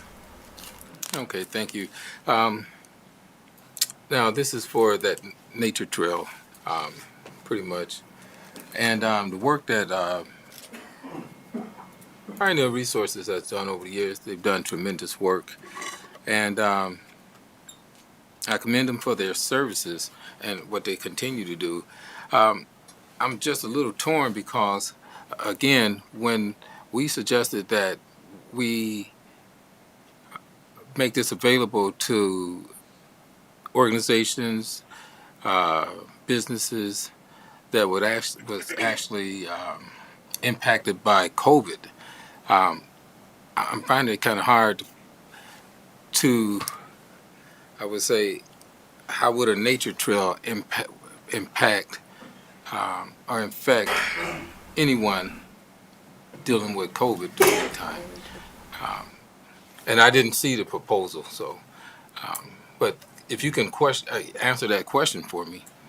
I think Mr. Manager. Was it a hardship or anything like that, or? So the committee, if I'm Nope, go ahead, Mr. Manager. The committee did talk about this one at length, and one of the things that we were looking at with the nature trail is that during COVID, one of the outlets that folks had was outdoor trails, parks, recreation, things of that nature. And this particular trail in the area where Pioneer Resources is located in the Marquette neighborhood along the ravine would serve residents in areas that don't necessarily have access to those type of nature trails. And so that was part of the discussion, because trails and parks were heavily used during COVID. This was a directly related aspect of COVID. And the directions that we got from the commission was very broad, in that the applications were open to nonprofits, small businesses, and neighborhood associations. And then the group as a whole, we went through and talked about what the criteria would be from there, and rated each of those projects based on what based on our reading of their applications, and then those scores were aggregated. And then once we had the scores that were aggregated, we started looking at the dollar amounts from there. But we did specifically talk about the fact that the nature trail was something that was used by the general public, or trails in general were things that were used by the general public during COVID, because there wasn't indoor recreation options. I would comment just the McLaughlin neighborhood, Nelson neighborhood application. Those two applications did include outdoor recreation through restoration of community gardens, and so the permissibility of these ARPA funds are very broad, and so those are two outdoor related projects that the commission supported. Thank you for that context, Mr. Manager and Director Wills. Do you have a follow-up, Vice Mayor German, for? Just more of a comment. And you know, the request, and there were multiple requests for large amounts, and that's why I suggested that we raise the amount to $2 million. We could have served more. My intent when I stated this, and I brought it to the commission, I said it probably be the first one to mention this, that these ARPA funds should serve a community that was really impacted due to COVID. I'm talking about businesses that were not well established, to help them get off the ground, to do services that they're already doing in the community. And we have had $1.6 million, and not, I don't know how many, but not even $10,000 was given to some of these agencies, and that's just ridiculous. Now, when we talk about diversity, equity, and inclusion, being inclusive, inclusive community, that encompasses all. And it's just a pity and a shame that a lot of these organizations that's already well established can get funds from other donors. It takes away from the opportunity from other small organizations or startup organizations to be in business. And a lot of these well-established organizations started out where they're starting at. So, I mean, I just find it very difficult to support anything like this.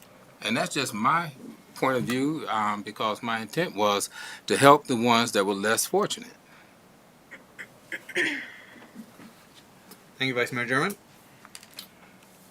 Commissioners, any other questions for staff at this time? Otherwise, I would like to welcome up, if she so wishes to speak on this or address any of the questions or concerns of the commission. Do you have any questions for staff before? Nope, I have no questions for staff, but I would like to remind all of my colleagues that, because it has been a fever dream since March of 2020, that part of the COVID response for our team up here, all of us, is that true bolstering of the Parks and Rec Committee, because we knew that once COVID set in and the weather got better, that the only place our kids could go and be around other children at a 6-foot distance and have some sort of interaction and were able to get out of the house, which also served their parents as well, was our parks. And so we were very, very quickly made aware of how dilapidated most of them were and how truly limited some of the opportunities were in some of our more marginalized neighborhoods. And so I'm going to co-sign that. And I'm going to co-sign what Mr. German has said about giving more money. Absolutely. But I think that when we look at how these funds, specifically for Pioneer Resources, are meant to serve, that this is truly an opportunity that is not just about specific programming, but about programming that's made accessible to all of the neighbors in a very specific geographical area. And I am certain that there is no one on this bench that would disagree that Marquette is also, could be seen as one of those more marginalized populations that has not had the investment that other of our core neighborhoods have. And that this is an opportunity, along with our new Parks and Rec programming, to begin to right that ship. Thank you, Commissioner Ramsey. Commissioner Hood? Yeah, I agree with Vice Mayor German to a certain extent, and I agree with what Commissioner thank you, sir. Ramsey said also. Just Commissioner's fine. And I think one of the things, and I thought we brought it up when we were issuing out the grants, is that I think one of the bigger things that is, and one thing that I hope that we followed up on, was showing people where they went wrong in filling out the grant. Because I think a lot of organizations got left out because the grant wasn't filled out totally or filled out right. And that's a learning curve right there. And hopefully we follow through with what we said we're going to do in terms of showing them or letting them know where they lacked on that application. So I think, and we said that there may be more money coming, which I know it is. So, well, I don't know, but I think it is.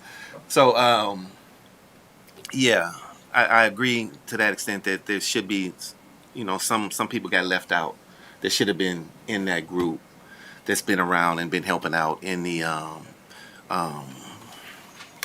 marginalized communities.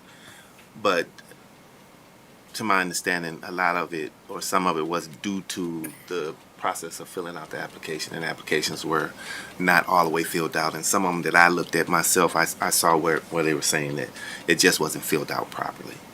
A lot of things were left out. So we need to get, or if we haven't already, get with those people and let them know. Well, and Commissioner Hood, just to piggyback off of that, that was what I really stressed upon to city staff is that as we move forward, if we're going to continue to have opportunities like this, how do we then engage and educate our smaller agencies across town to be able to show up and fight the fight, right? To be a true contender in these larger pools of money. So I've from day one impressed upon our city manager that this doesn't stop here. This is only the beginning of how we begin to become true partners to nonprofit and or smaller organizations throughout our city so that they have what they need to do their jobs. Absolutely. Commissioner St. Clair. Thank you. I am looking at the proposal, which is in our packet, which has been in our packet no less than 5 times. Since March, it has come before us repeatedly. It should be deeply familiar to us by now because it has been almost brought to us and had to be pulled for the reasons that were explained.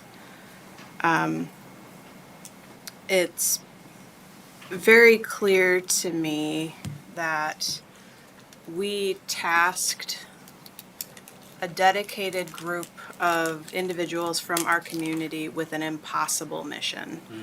And they took it on with a great deal of grace and energy and brought us a slate of opportunities. They were very deliberate in how they chose to allocate the money. It was thoughtful in that they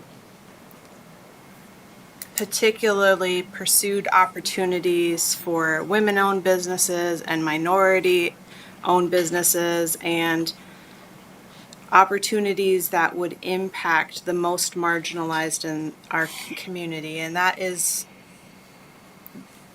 clear to me by looking at the spreadsheet, which again, we've had before us no less than 5 times since March, at the slate that they recommended.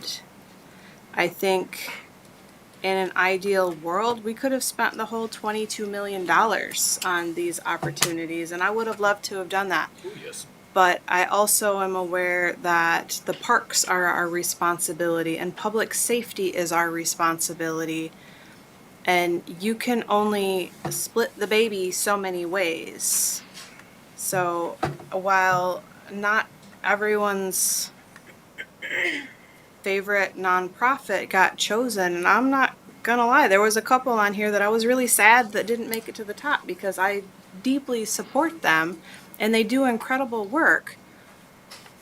But they're not the only ones doing incredible work. And I think that we need to be really mindful of being respectful of the work that was done by this group of citizens that we asked them to do. Very well said, Commissioner St. Clair. And thank you for that clarity and that context. Before I go back to you, Vice Mayor Sherman, I just want to check in with Commissioner Emery if she has anything to ask or add at this time. I am good. All right, thank you. Vice Mayor German, I follow up before I invite. Yes, thank you, Mayor. The words from the fellow commissioners, and I share your concerns. And, given the fact, again, communities that was impacted by COVID hit the hardest, less fortunate, disparities, water bill can't be paid, rent can't be paid, evictions, all of these things happened during that time, and it was a devastating time for a lot of us. Some of us lost loved ones, and thank God for what the government did, what we could do to provide services that was essential for helping our community. Now, I go back to saying $1.6 million. That's a lot of money. Each and every one of these applications that was applied or these proposals, I stated it here on this council, on this bench, that once the proposal was made to add neighborhood associations, that we provide some type of service or help them with the application process, because a lot of them didn't have the resources, or they didn't have the, I would say, even the knowledge to present a proposal. So that was a disadvantage right there. And we've taken chances on other agencies or businesses to partner with to give them an opportunity. Again, when we talk about inclusiveness, that means including everyone, regardless of race, color, creed, religion, all of that. And we had that opportunity to increase the amount, to add additional funds, to help these different businesses and nonprofit and these minority businesses, however we want to categorize it. The opportunity was there, and we did not vote on it. Okay, we did not move forward on it. So when we talk about inclusiveness and equity and being equitable, that means, hey, everybody has to have a piece of the pie.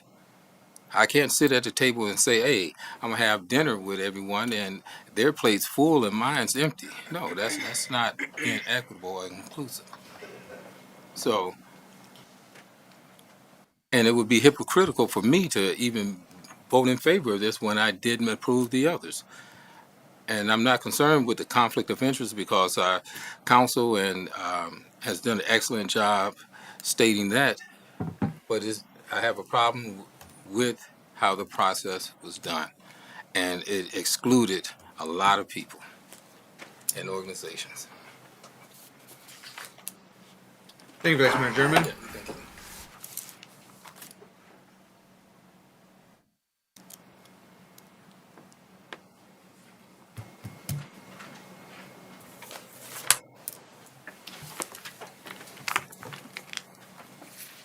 I'm going to reserve my remarks for now.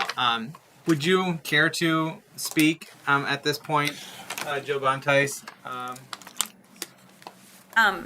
Again, CEO of Pioneer Resources. Could you perhaps speak to this project? Could you perhaps speak to the people and members of our community that your organization serves and how you serve them, and how this project that you're pursuing not only benefits them but benefits our greater community? Thank you.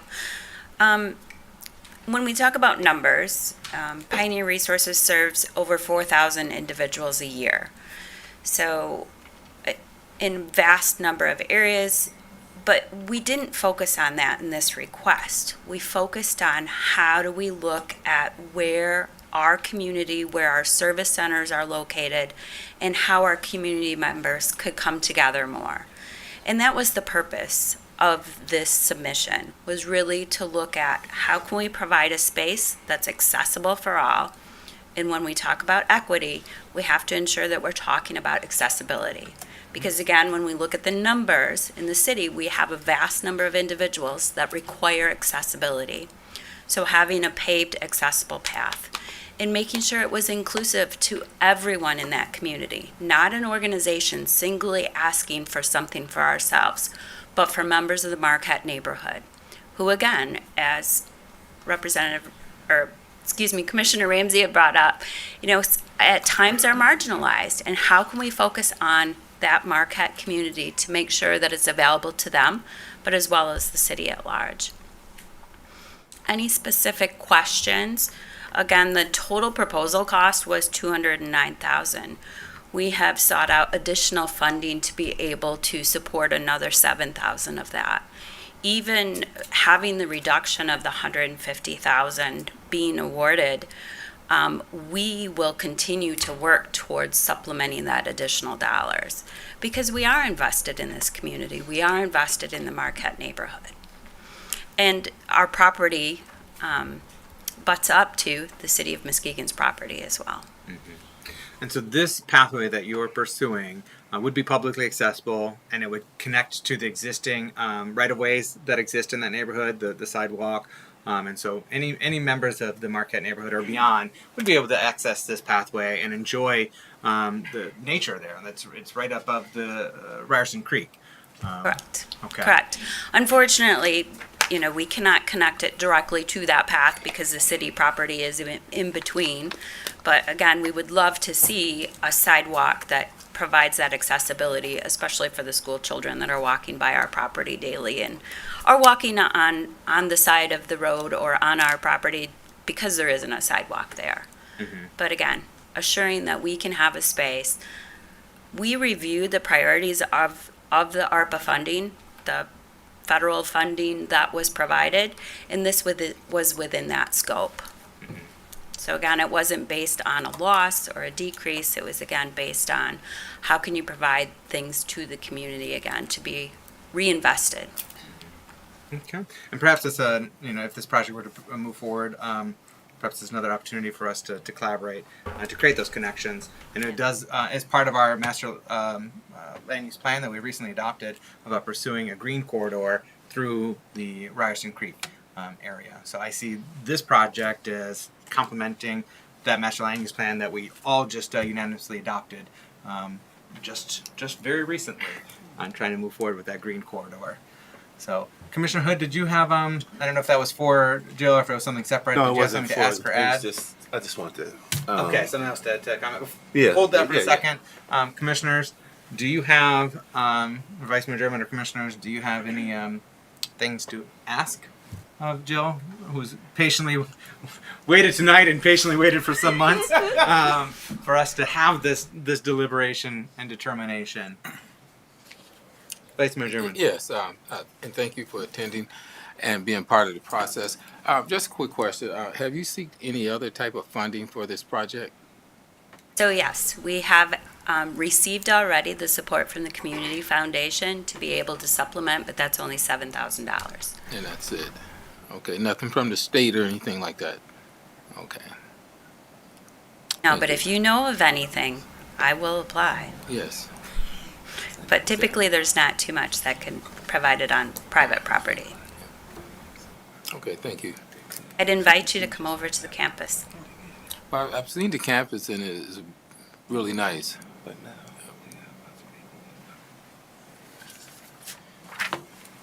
Any other questions? Would I don't know if this would make a difference. I mean, there's some reservation on your part, Vice Mayor German. I don't know if this would necessarily make a difference, but I mean, to ensure public access and enjoyment, I mean, would you welcome a public easement being put on this pathway to ensure that that's not going to potentially change in the future? We give $150,000 that gets invested. There's not a risk of that. This is just going to go for non-intended purposes. Correct. Certainly being governed by my board, I would need to go for them for that request, but certainly something that we could strongly consider. Mm-hmm. Okay. Yeah. Thank you. Yeah, understandable that you can't make the determination unilaterally. We all have boards to contend with. That's right. Yeah. Thank you. I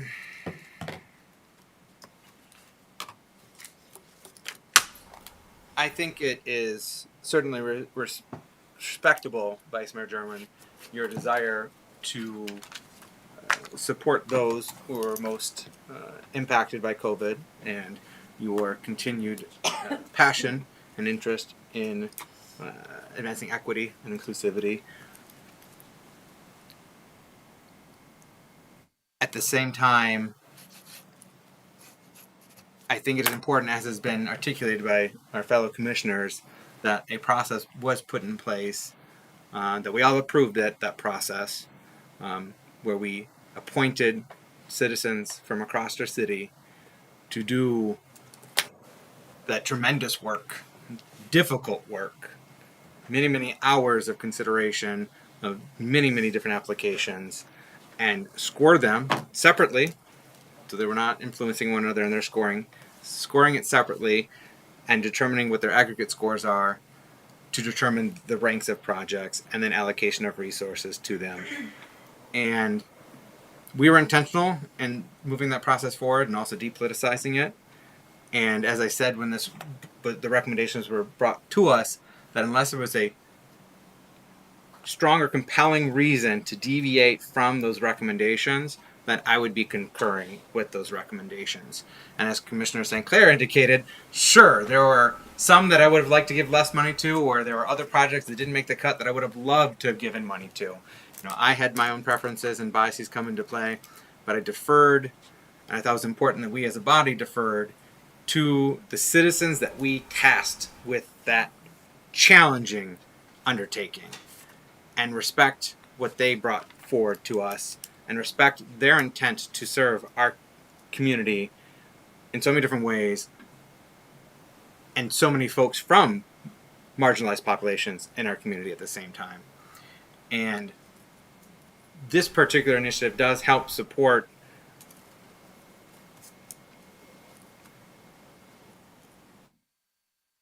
not only the populations that the Pioneer Resources serves, but our Marquette neighborhood that has been historically underinvested, and not having the same opportunities that other neighborhoods have had. And so I think it's important that we support that. And this, as Commissioner Ramsey said, it aligns with our overall initiative of reviving that Parks and Recreation Department and our commitment to put money into. We did have a discussion about whether or not to put additional $500,000, Vice Mayor German. I know that you asked for that and you advocated for that. We did, as a commission, have a discussion around whether to do that. The commission decided collectively not to do that because that would have been a diversion of resources from what we had committed to our Parks and Recreation revival. And we did not want to take away from our commitment to our community and investing equitably across our park system.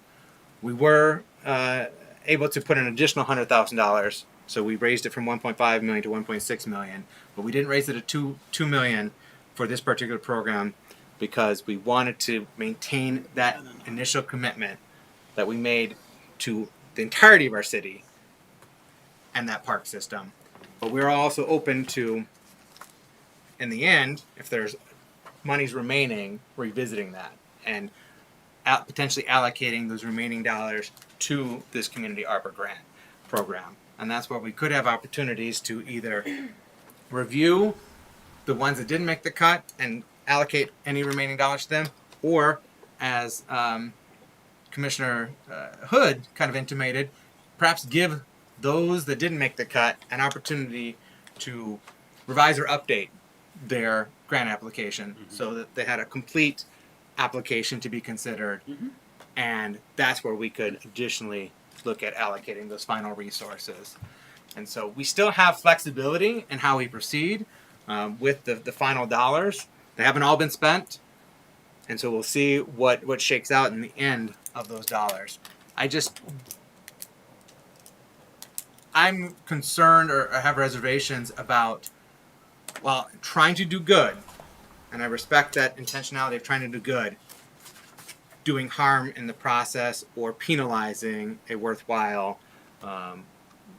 institution and penalize the people they serve and the community surrounding them. And so those are my thoughts, and that's why I will support this, and I encourage all of our commissioners to support this request, while knowing that we have opportunities to consider allocation of remaining ARPA dollars in the future. Commissioner Hood, I know you had something that you wanted to. I'm good now. Yeah. Okay. Yep.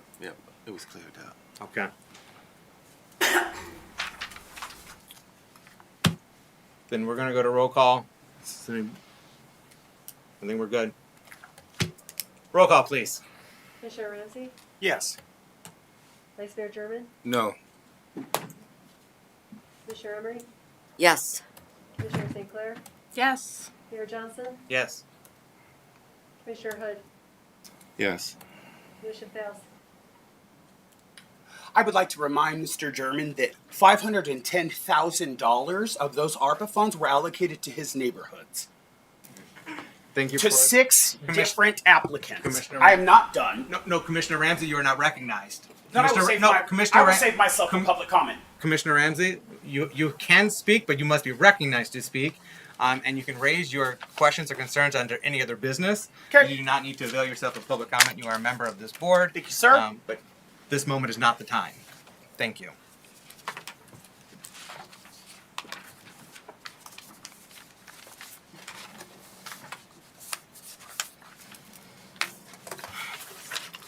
Item 10B, Pro Housing Grant Leverage Funds for Economic Development and Community Neighborhood Services. So they may proceed. May I have a motion? Motion to approve the commitment of $2 million in public improvement funds as leverage for a PRO housing grant. Support. We have a motion by Commissioner Ramsey, supported by Commissioner Hood. Director Ekholm, welcome back.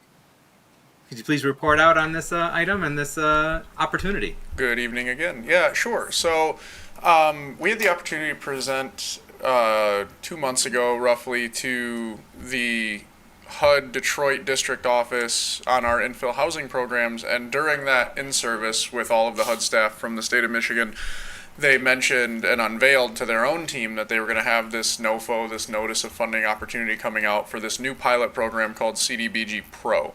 And so CDBG Pro, it was kind of nebulous at the time, but essentially it's a new program they'd like to unroll with more funding in the future to facilitate the infill, construction, rehabilitation, and preservation of affordable housing units directly. So right now, as you know, as an entitlement community, we primarily receive our annual allocations of CDBG funds and home funds, and we can leverage those in different statutorily allowable ways.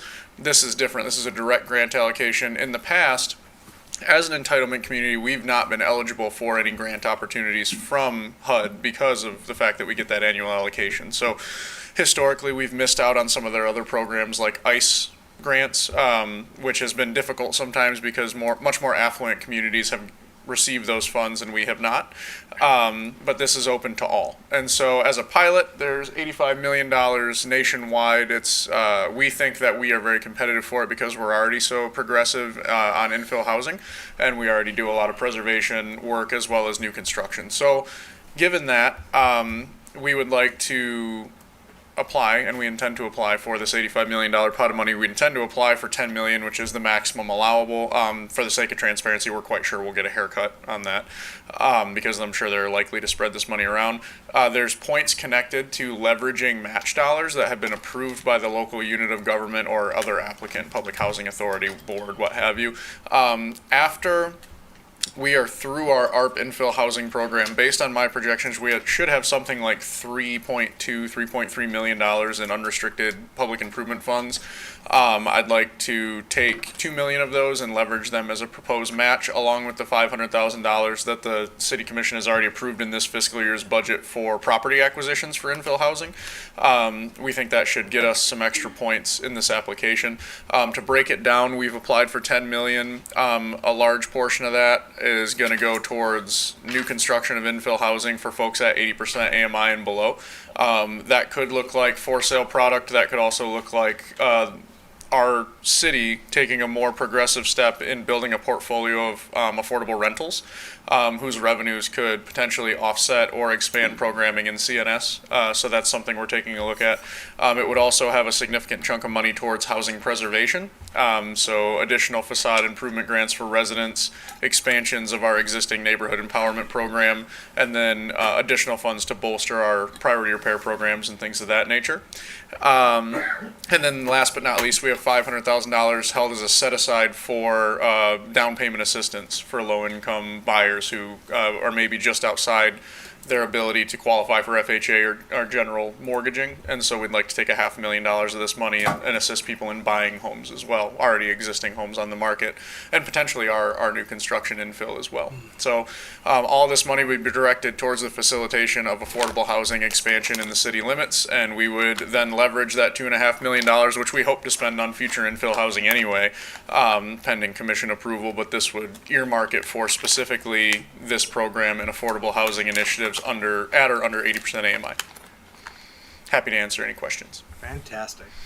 Thank you, Director Ekholm. Commissioners, questions? You have something to add? Well, I just want to add Grab?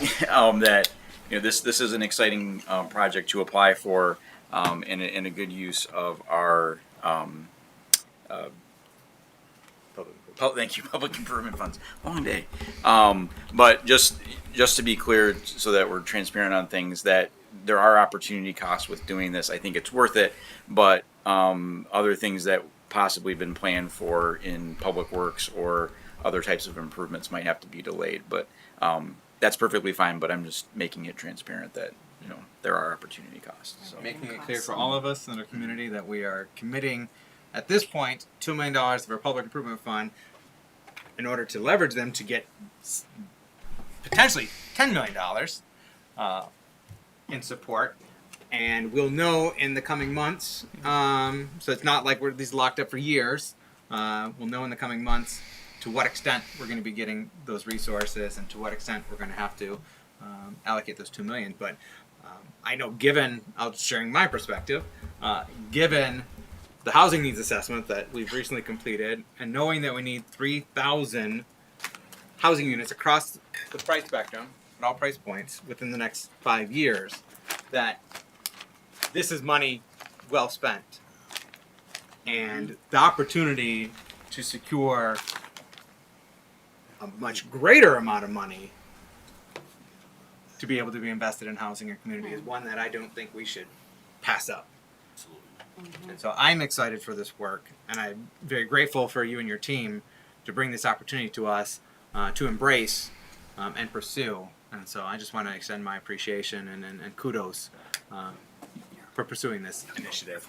Thank you. I would be remiss if I didn't mention specifically that Stevie Parcell in our Community and Neighborhood Services Department has taken the lead with this, along with Contessa Alexander in Economic Development. So I'm up here handling the agenda item because they put my name on it, but but they really did the lion's share of the work, and so I really want to commend them, because even getting our name, the way they did this, I'm not super jazzed about from a HUD perspective. They put the NOFO out in like mid-September and gave you until the end of October to actually get this all and put together, and that's with a 15-day notice period and public comment period. So you have to get commission your board approval for any match and get this 2-week notice out here.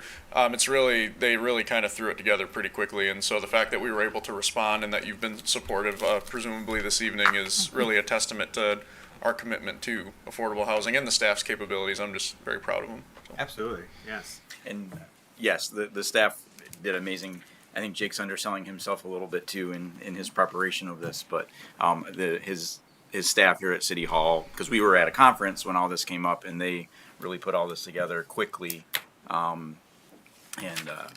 Jake made sure that it all came together. So, but yeah, it was, thank you. Yeah, great teamwork for everyone involved. And one of the things that I particularly like with this opportunity is that there is potential commitment of so many resources towards housing preservation. Yes.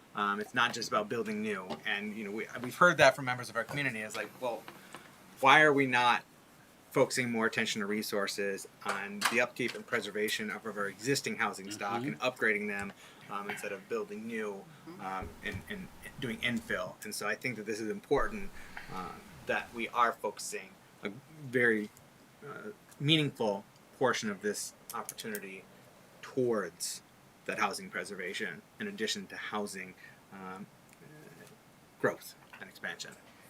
I agree, and so I do want to touch quickly and briefly, because it's been a long meeting, but I do want to touch briefly. It should be our November work session. So myself, I'll be been working on some overarching policy recommendations based on the housing needs assessment, as you all know, based on our community feedback, but we're kind of broadening our scope with that, and we'll be taking it to the leadership team, the management office, and others to examine what we're going to coin our strategic housing implementation plan, or SHIP, and it's going to actually draw from other community stakeholders. So the plan is to invite multiple agencies to work with us over several months. I'll lay that framework out in November, but I should mention that there's a very large housing preservation component, just because it's going to be crucial to preserve existing affordable units. So, not having LIHWAPs transition to market rate and not having houses become blighted to the point where they can't be livable anymore.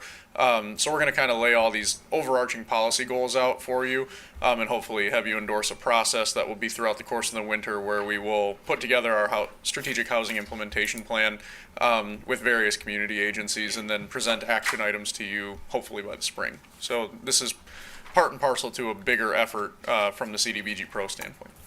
Excellent. Looking forward to that. Commissioners, any final thoughts or questions? Vice Mayor German. Yeah, thank you, Mayor Johnson, and thank you, Director Echols.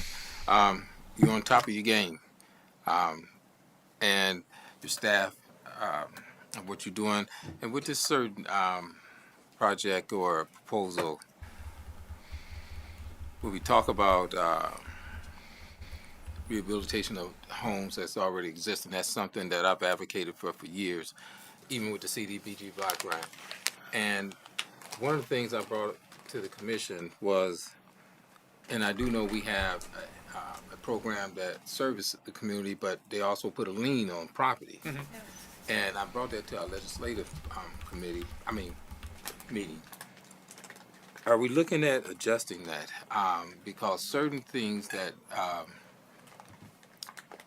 are work that's done to a property, I don't think is deserving of putting a 5-year lien on a property. Vice Mayor German. No. I think this needs to be reserved for any other business. This isn't germane to the item at hand. So if you want to raise it under any other business, under other business. You okay, can and do I started to do at that too. All right, thanks, Mayor. Yeah, but that's a question I have for you later. Yeah. I'm happy to answer that under any other business. All right, thank you. Or whenever the mayor deems All right. appropriate. Thank you. Any questions or thoughts on this particular item? Nope. All right. Roll call, please. Vice Mayor German? Yes. Commissioner Gorman? Yes. Commissioner Emery? Yes. Commissioner St. Clair? Yes. Mayor Johnson? Yes. Commissioner Hood? Yes. Commissioner Ramsey? Yes. Motion passes. Thank you. Excellent. Thank you. Next item, 10C, Parks and Recreation Advisory Committee, appointment of chair. So pursuant to the Parks and Recreation Advisory Committee ordinance, the composition of the board shall include one member of the City Commission to be selected by and from the City Commission that will serve as board chair and be a non-voting member. So we had recently decided at a previous Community Relations Committee meeting that the chair would be non-voting. And so we did make that change in the ordinance earlier tonight, and now it's a matter of appointing chair.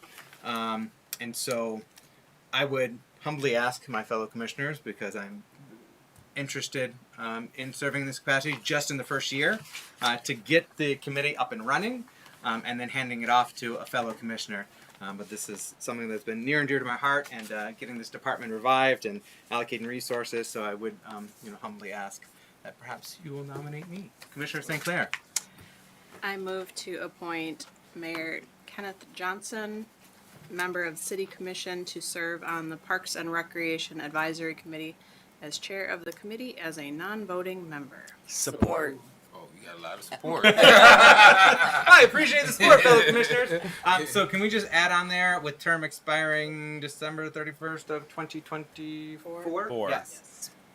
Because I do want to hand it off. I don't want to be on there. Madam Clerk. Expiring when? Expiring December 31st, 2024.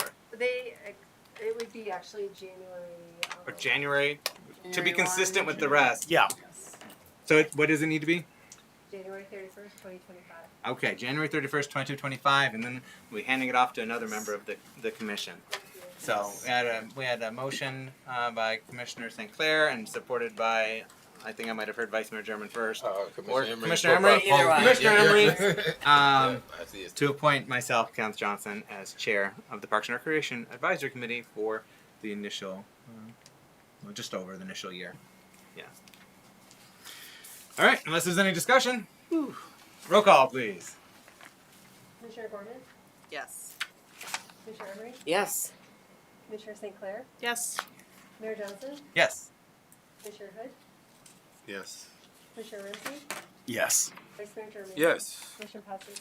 Thank you. I appreciate the commission's support and appoint me on that. Not that I need more work, but I do very much look forward to working with all the members of our Parks and Recreation Advisory Committee, as well as our staff and our greater community as we move that committee forward and the build-out of our park system. Thank you. So you literally asked for this. I did. I did ask for it. I was like, not that I need more work, but I did definitely ask for this. Good for you. Thank you. It should be you. Thank you for all of the time and commitment that you've put into this process. It has not been easy. And I love to be a part of this kind of stuff, that it truly is a win for our community. And we could not have done this without you starting it from that seat over there before you took that one. So kudos to you. Thank you. All right, now we come to any other business. So, commissioners, I encourage I ask that when we speak on any other business that you direct your commentary to myself as chair of the meeting, or to a staff member if you have a question or wish to convey sentiments to a staff member. So, Commissioner Ramsey. Thank you, Mr. Mayor. I will speak to you directly. I wrote this, but I did write it out so that I don't sound like a complete lunatic while we were deliberating the outcome of the wonderful team over at Pioneer Resources and who and how they serve. And so if it seems a little bit curt and or intentional in some places, it was meant to be. Tonight we talked a lot about inclusiveness, and as it was shared many, many times, that really means everyone. And when we talk about being an advocate for desperate communities, that also means being an advocate for everyone in that community. Not just people who look, think, and worship like you. And unfortunately, tonight, there was a huge mistake made by one of my colleagues who has proven time and time again that they are not an advocate for this community. And I can cite that because 2 years ago, he on camera told me that I, as a homosexual, choose to separate myself from humanity. You can look that up. The process that we discussed here tonight was something that we all fought for the community to be a part of, for our neighbors to show up and be involved in civic government, and it was completely disrespected tonight. So, having fought it at every single opportunity, tells our neighbors from all across the city, from separate socioeconomic families, races, religions, that we have no respect for them or their wants or needs for themselves and their communities. It further separates them from local leadership and involvement in the civic process, which is something that we show up every single day to advocate for. Well, 6 of us anyway. To further add insult to injury, this individual consistently shows up unprepared to participate in these meetings, shares misinformation, and not only encourages but empowers our neighbors to do the same. So not only are we doing a disservice to those who get to be in this room, but to people who don't understand what is happening, we make it even harder for them to be a part of this process. That results in fear-mongering and further divisiveness. And it doesn't bring communities together when you ostracize them from one another. It divides and conquers. And if there's one thing that has happened to marginalized populations from the inception of this country, is that people in power have always divided and conquered. That's how they get you. That's how they got me. But here I am.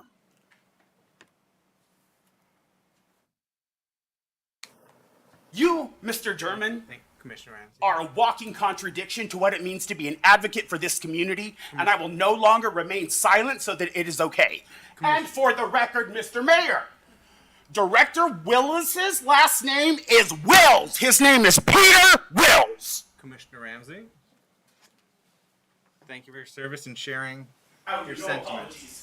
Not you, Mr. Mayor. Thank you very much. You. Thank you, Commissioner Ramsey.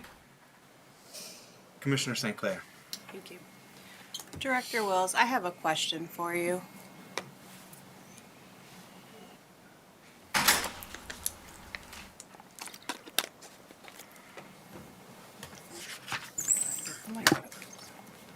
Thank you. Yep. I know that you put a great deal of effort into the ARPA grant process, and I want to thank you for that. My question for you is, of the commissioners, how many of them applied personally for their own ARPA grant?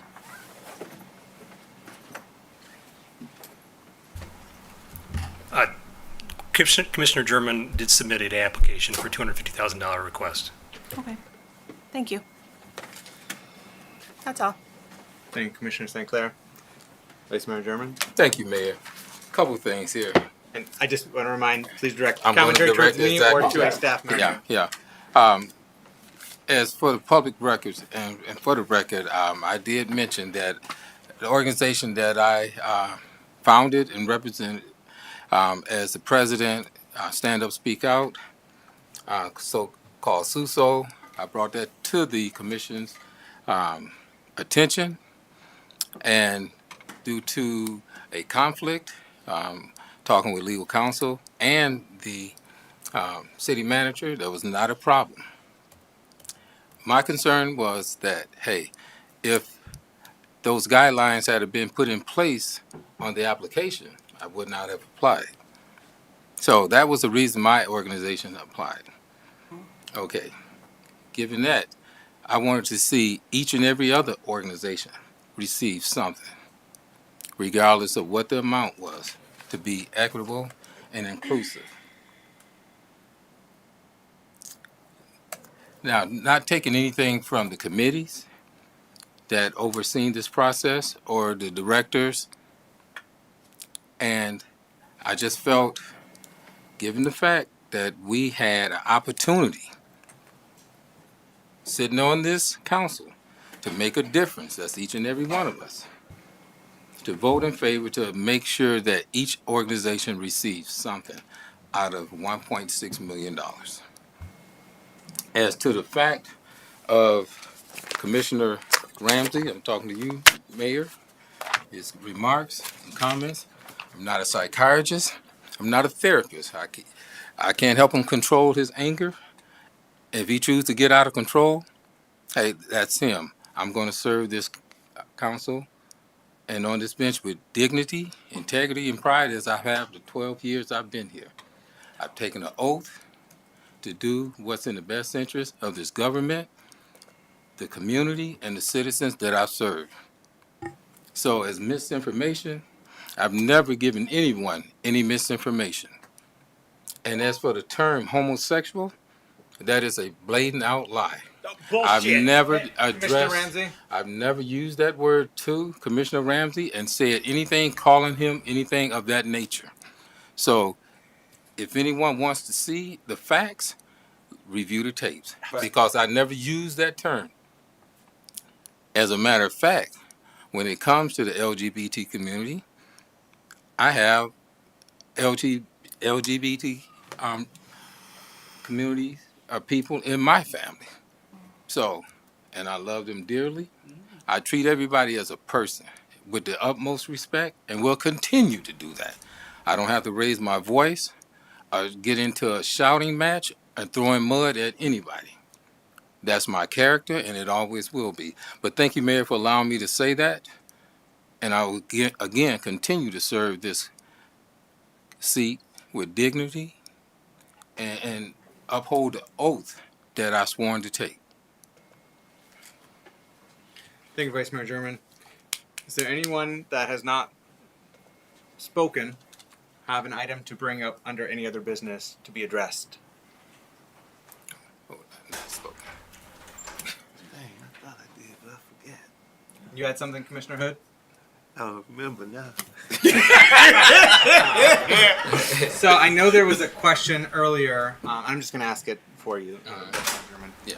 There was a question earlier with regard to the prospect of releasing liens or changing policy with regard to that. It was brought to a legislative policy committee. I'm just going to answer it for you. You don't need to worry about it, Director Ekholm. That this was brought to a legislative policy committee meeting at our last meeting, so not too long ago, and it was discussed there. And it was advised that you confer with the city manager on that policy and for potential consideration at the Citizens District Council, which is responsible for, when we have a member of our Citizens District Council here, actually, as well as our liaison in the Citizens District Council, that it was suggested that you confer with our manager with regard to that policy for potential consideration for change to that policy in concert with our Citizens District Council that is comprised of citizens from across our city that help advise our staff on allocations and utilization of those community development block grant monies and the home funds. And so if Mr. Manager has something to share in terms of how that might have progressed or what conversations had or how to proceed further with that policy evaluation. And I think what your question was, Mr. Vice Mayor, was about the liens on smaller projects. Correct. And correct me if I'm wrong, Director Ekholm, but there's a threshold that we hit where for smaller projects, the lien isn't necessarily put in place. It's for larger project items. So like an appliance repair wouldn't qualify for a lien. Structural. Yeah. Well, welcome back. Hello. It depends on a couple things. The source of the funding is the biggest indicator. So right now, our policies state that like our federally funded programs, so CDBG, priority repair is the big one, siding program, things of that nature. So a lot of our like appliance replacement, like in-home, not like your kitchen appliances, but like your water heater, your furnace, those are sometimes priority repair, but they're often DTE. If it's DTE, there's not a lien. If it's CDBG priority repair, there is a lien. Usually those costs are past any threshold where we do at this time have a 5-year lien placed, which is a pretty common practice with federal funds. And I'm not prepared to speak on any recommendations to remove that lien this evening, so I'm hesitant to give any policy recommendation, especially without Director Carson here. So that is the current policy. Thank you, Director Chrome. So if you have any follow-up questions or commentary on that, Vice Mayor German, I would encourage you to confer with our city manager, who can then confer with our CNS director, Sharonda Carson, as to how to proceed or present something to the Citizens District Council for consideration and advisement to us, the commission, with regard to the policy surrounding that. I do want to comment on a moment 3 years ago, just over 3 years ago, which there is video of, and it can be recalled. And I bring this up because I want us to understand that words matter, and they have impact on our community. And in that meeting, it was a May meeting of 2021, a resolution was put forward to recognize June as LGBTQIA+ Pride Month, and a recognition and honoring and celebration of that, and all those members of our community, myself being one of them, and a member of that commission who opposed that resolution did remark that I do not understand why you would want to separate yourself from humanity by recognizing our identity.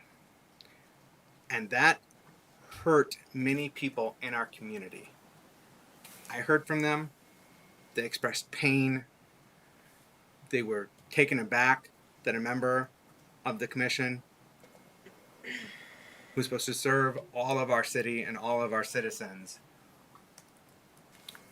would, whether intentionally or otherwise, speak words that dehumanized members of our community.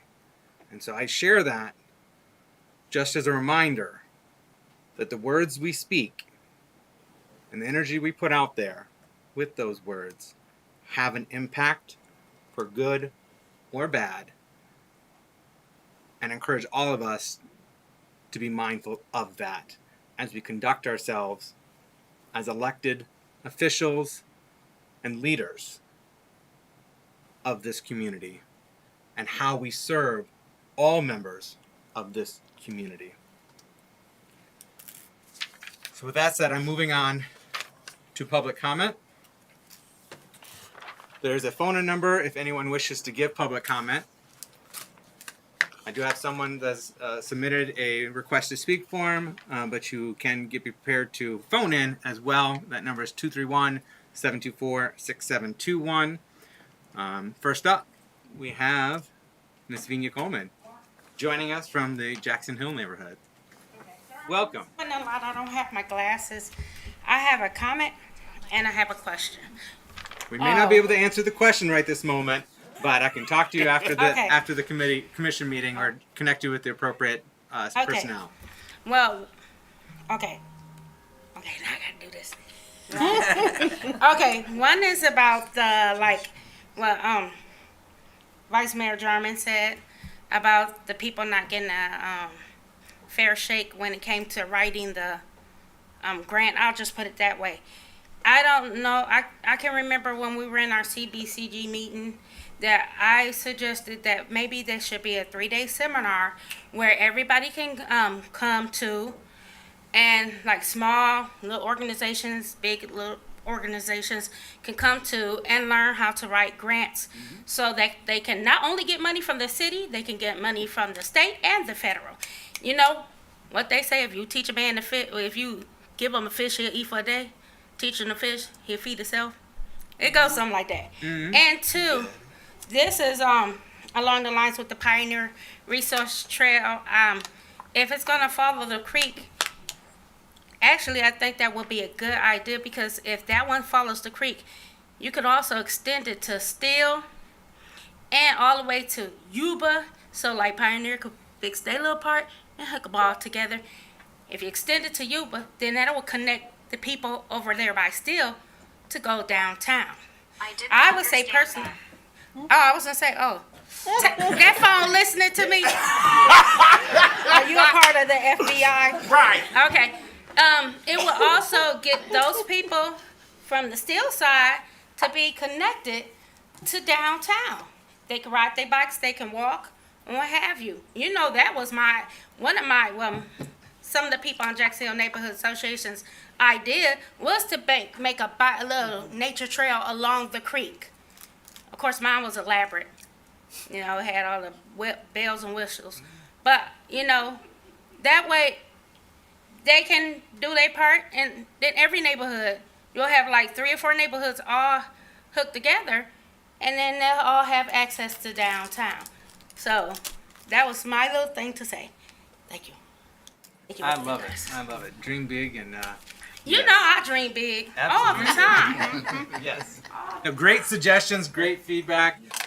It's very much appreciated. Thank you for joining us this evening.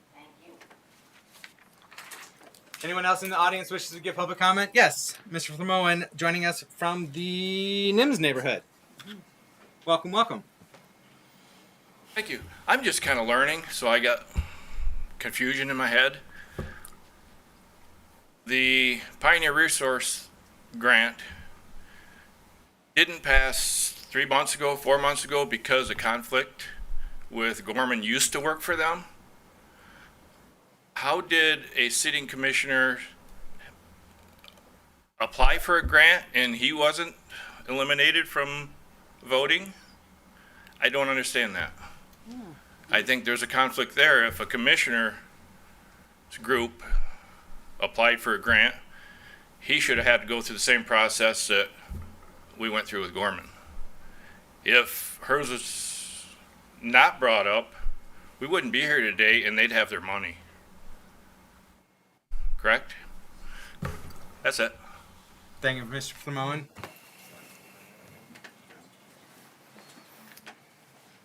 Anyone else in the audience wish to give public comment at this time?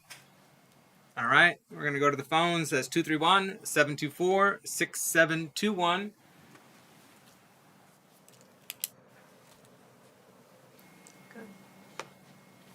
Give that just a couple more moments.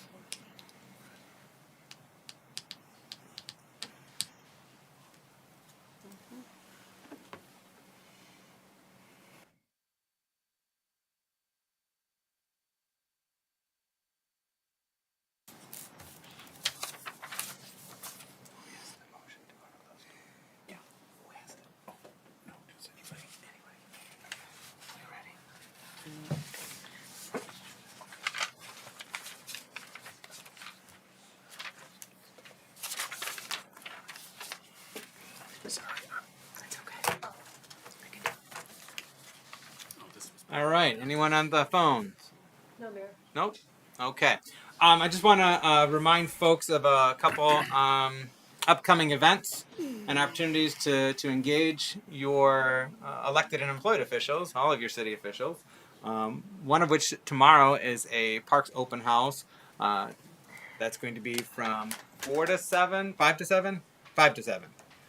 7 p.m. Tomorrow here at City Hall and Commission Chambers, 933 Terrace. That's with regard to a game time grant. I misspoke last time and said Sinclair. It's a game time grant. We want to make sure that the right company is recognized since they're providing that 100% match So we're able to double our money and double our investment in our parks. And so the 3 parks that we're looking at making these investments in are McCrae Playfield, Shelton Park, as well as Margaret Drake Elliott Park. And so there will be options here for people to see and consider and give input on to help inform the equipment selection for those 3 parks. So whether you live in the immediate area or throughout our city or wherever, you're welcome to come down to City Hall tomorrow, 933 Terrace, between 5 and 7 p.m. and give your input and feedback. We also have next Tuesday, so a week from today, October 17th, at the Van Dyke Convention Center.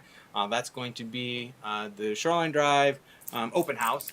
So you can learn about the road diet pilot study itself, as well as other options to be considered as to how we can make progress towards our goals on improving safety for all users of that roadway, traffic calming, and improving interconnectivity between our downtown and our waterfront to our surrounding neighborhoods. As we heard earlier, how do we improve that interconnectivity from like Jackson Hill and Angel to our downtown and to our waterfront as well.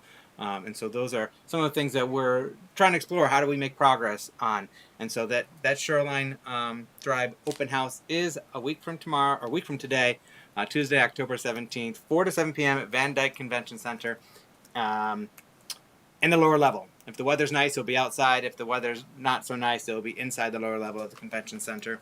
And then also this week, Thursday, is a planning commission meeting, also in this room. That's going to have a number of different items, one of which is a big one that you may have heard about, which is the redevelopment of the former paper mill property, the Sappy site, otherwise now known as Windward Point. There's a plan unit development being brought forward to the Planning Commission for us to consider on what recommendations to make to the City Commission, which is expected to come to us on Tuesday, October 24th. So, with that said, did someone call in? No, but No. I think there's one more event. Oh, no, this Saturday? You want to speak on it? Well, The you inaugural, did a really good job. the inaugural, no, wait, no, not the inaugural. I'm thinking of the Rotary's new Harvest Fest later in the month. I know, that's what I'm thinking of was the inaugural. They're doing their inaugural Harvest Fest later in the month. You've got an event this Saturday at the downtown at the Farmers Market. Speak on it, please. The Halloween bash is Yes. at the Farmers Market from 10 a.m. to 1 p.m. We're giving out free pumpkins. We have trick-or-treating. We have the Critter Barn there, so there's lots of fun games. Everything is free. Everything is free. Everybody is welcome to come. Nice. And the hours again? 10 a.m. to 1 p.m. 10 a.m. to 1 p.m. this Saturday, Saturday. downtown. Yes. All right. Welcome, one and all, and have some fun. And happy fall, y'all. All right. So we do need to go into closed door session for manager's evaluation and Commissioner St. Clair. I move that we go into closed session for reviewing the manager's evaluation. City manager's evaluation. All right. We have a motion by Commissioner St. Clair, supported by Commissioner Ramsey. So roll call, please. Mayor Johnson? Yes. Commissioner Hood? I abstain. You don't have that option, sorry. It's a yay or nay. And we need a 2/3 majority for a yay. I think I heard a yes. Is that a yes? She heard a yes. Might as well be, yeah. Is that a yes? Not done yet. Ramsey? Oh, yes. Vice Mayor German? Yes. Commissioner Gorman? Commissioner Emery? Yes. Commissioner St. Clair? Yes. Yes. All right. We'll take a brief break. Yes, we are taking a brief